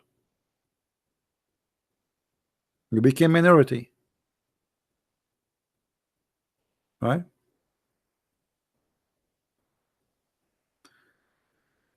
Anyway, I think we have enough for today. Please don't forget to download the video right after we finish. It might take maybe 20 minutes for it to be ready, but specifically the part where we spoke with this guy, please download and share it with your friend. Again, I want to say thank you to be here, and thank you for those who support us. I appreciate you, and thank you for those who download the videos and keep them around. Take care, and I will try again to be here tomorrow. Maybe we can find another fish which is fishy, right? Let us hope. But today I did not really do good, because in the last 3 days we have every day live on air a Muslim leaving Islam. Today we did not make any Muslim leave Islam. At least he told us, but maybe from those who they are listening, there's some they decide to leave Islam. Hearing especially this guy explain how the sun set in murky water, and he is saying that this is what it is. I mean, how after this anyone can believe in such a cult, right? And now I have to go before the sun set in the murky water, and then in order to grab it back I have to walk in the murky water, and I don't like to do that.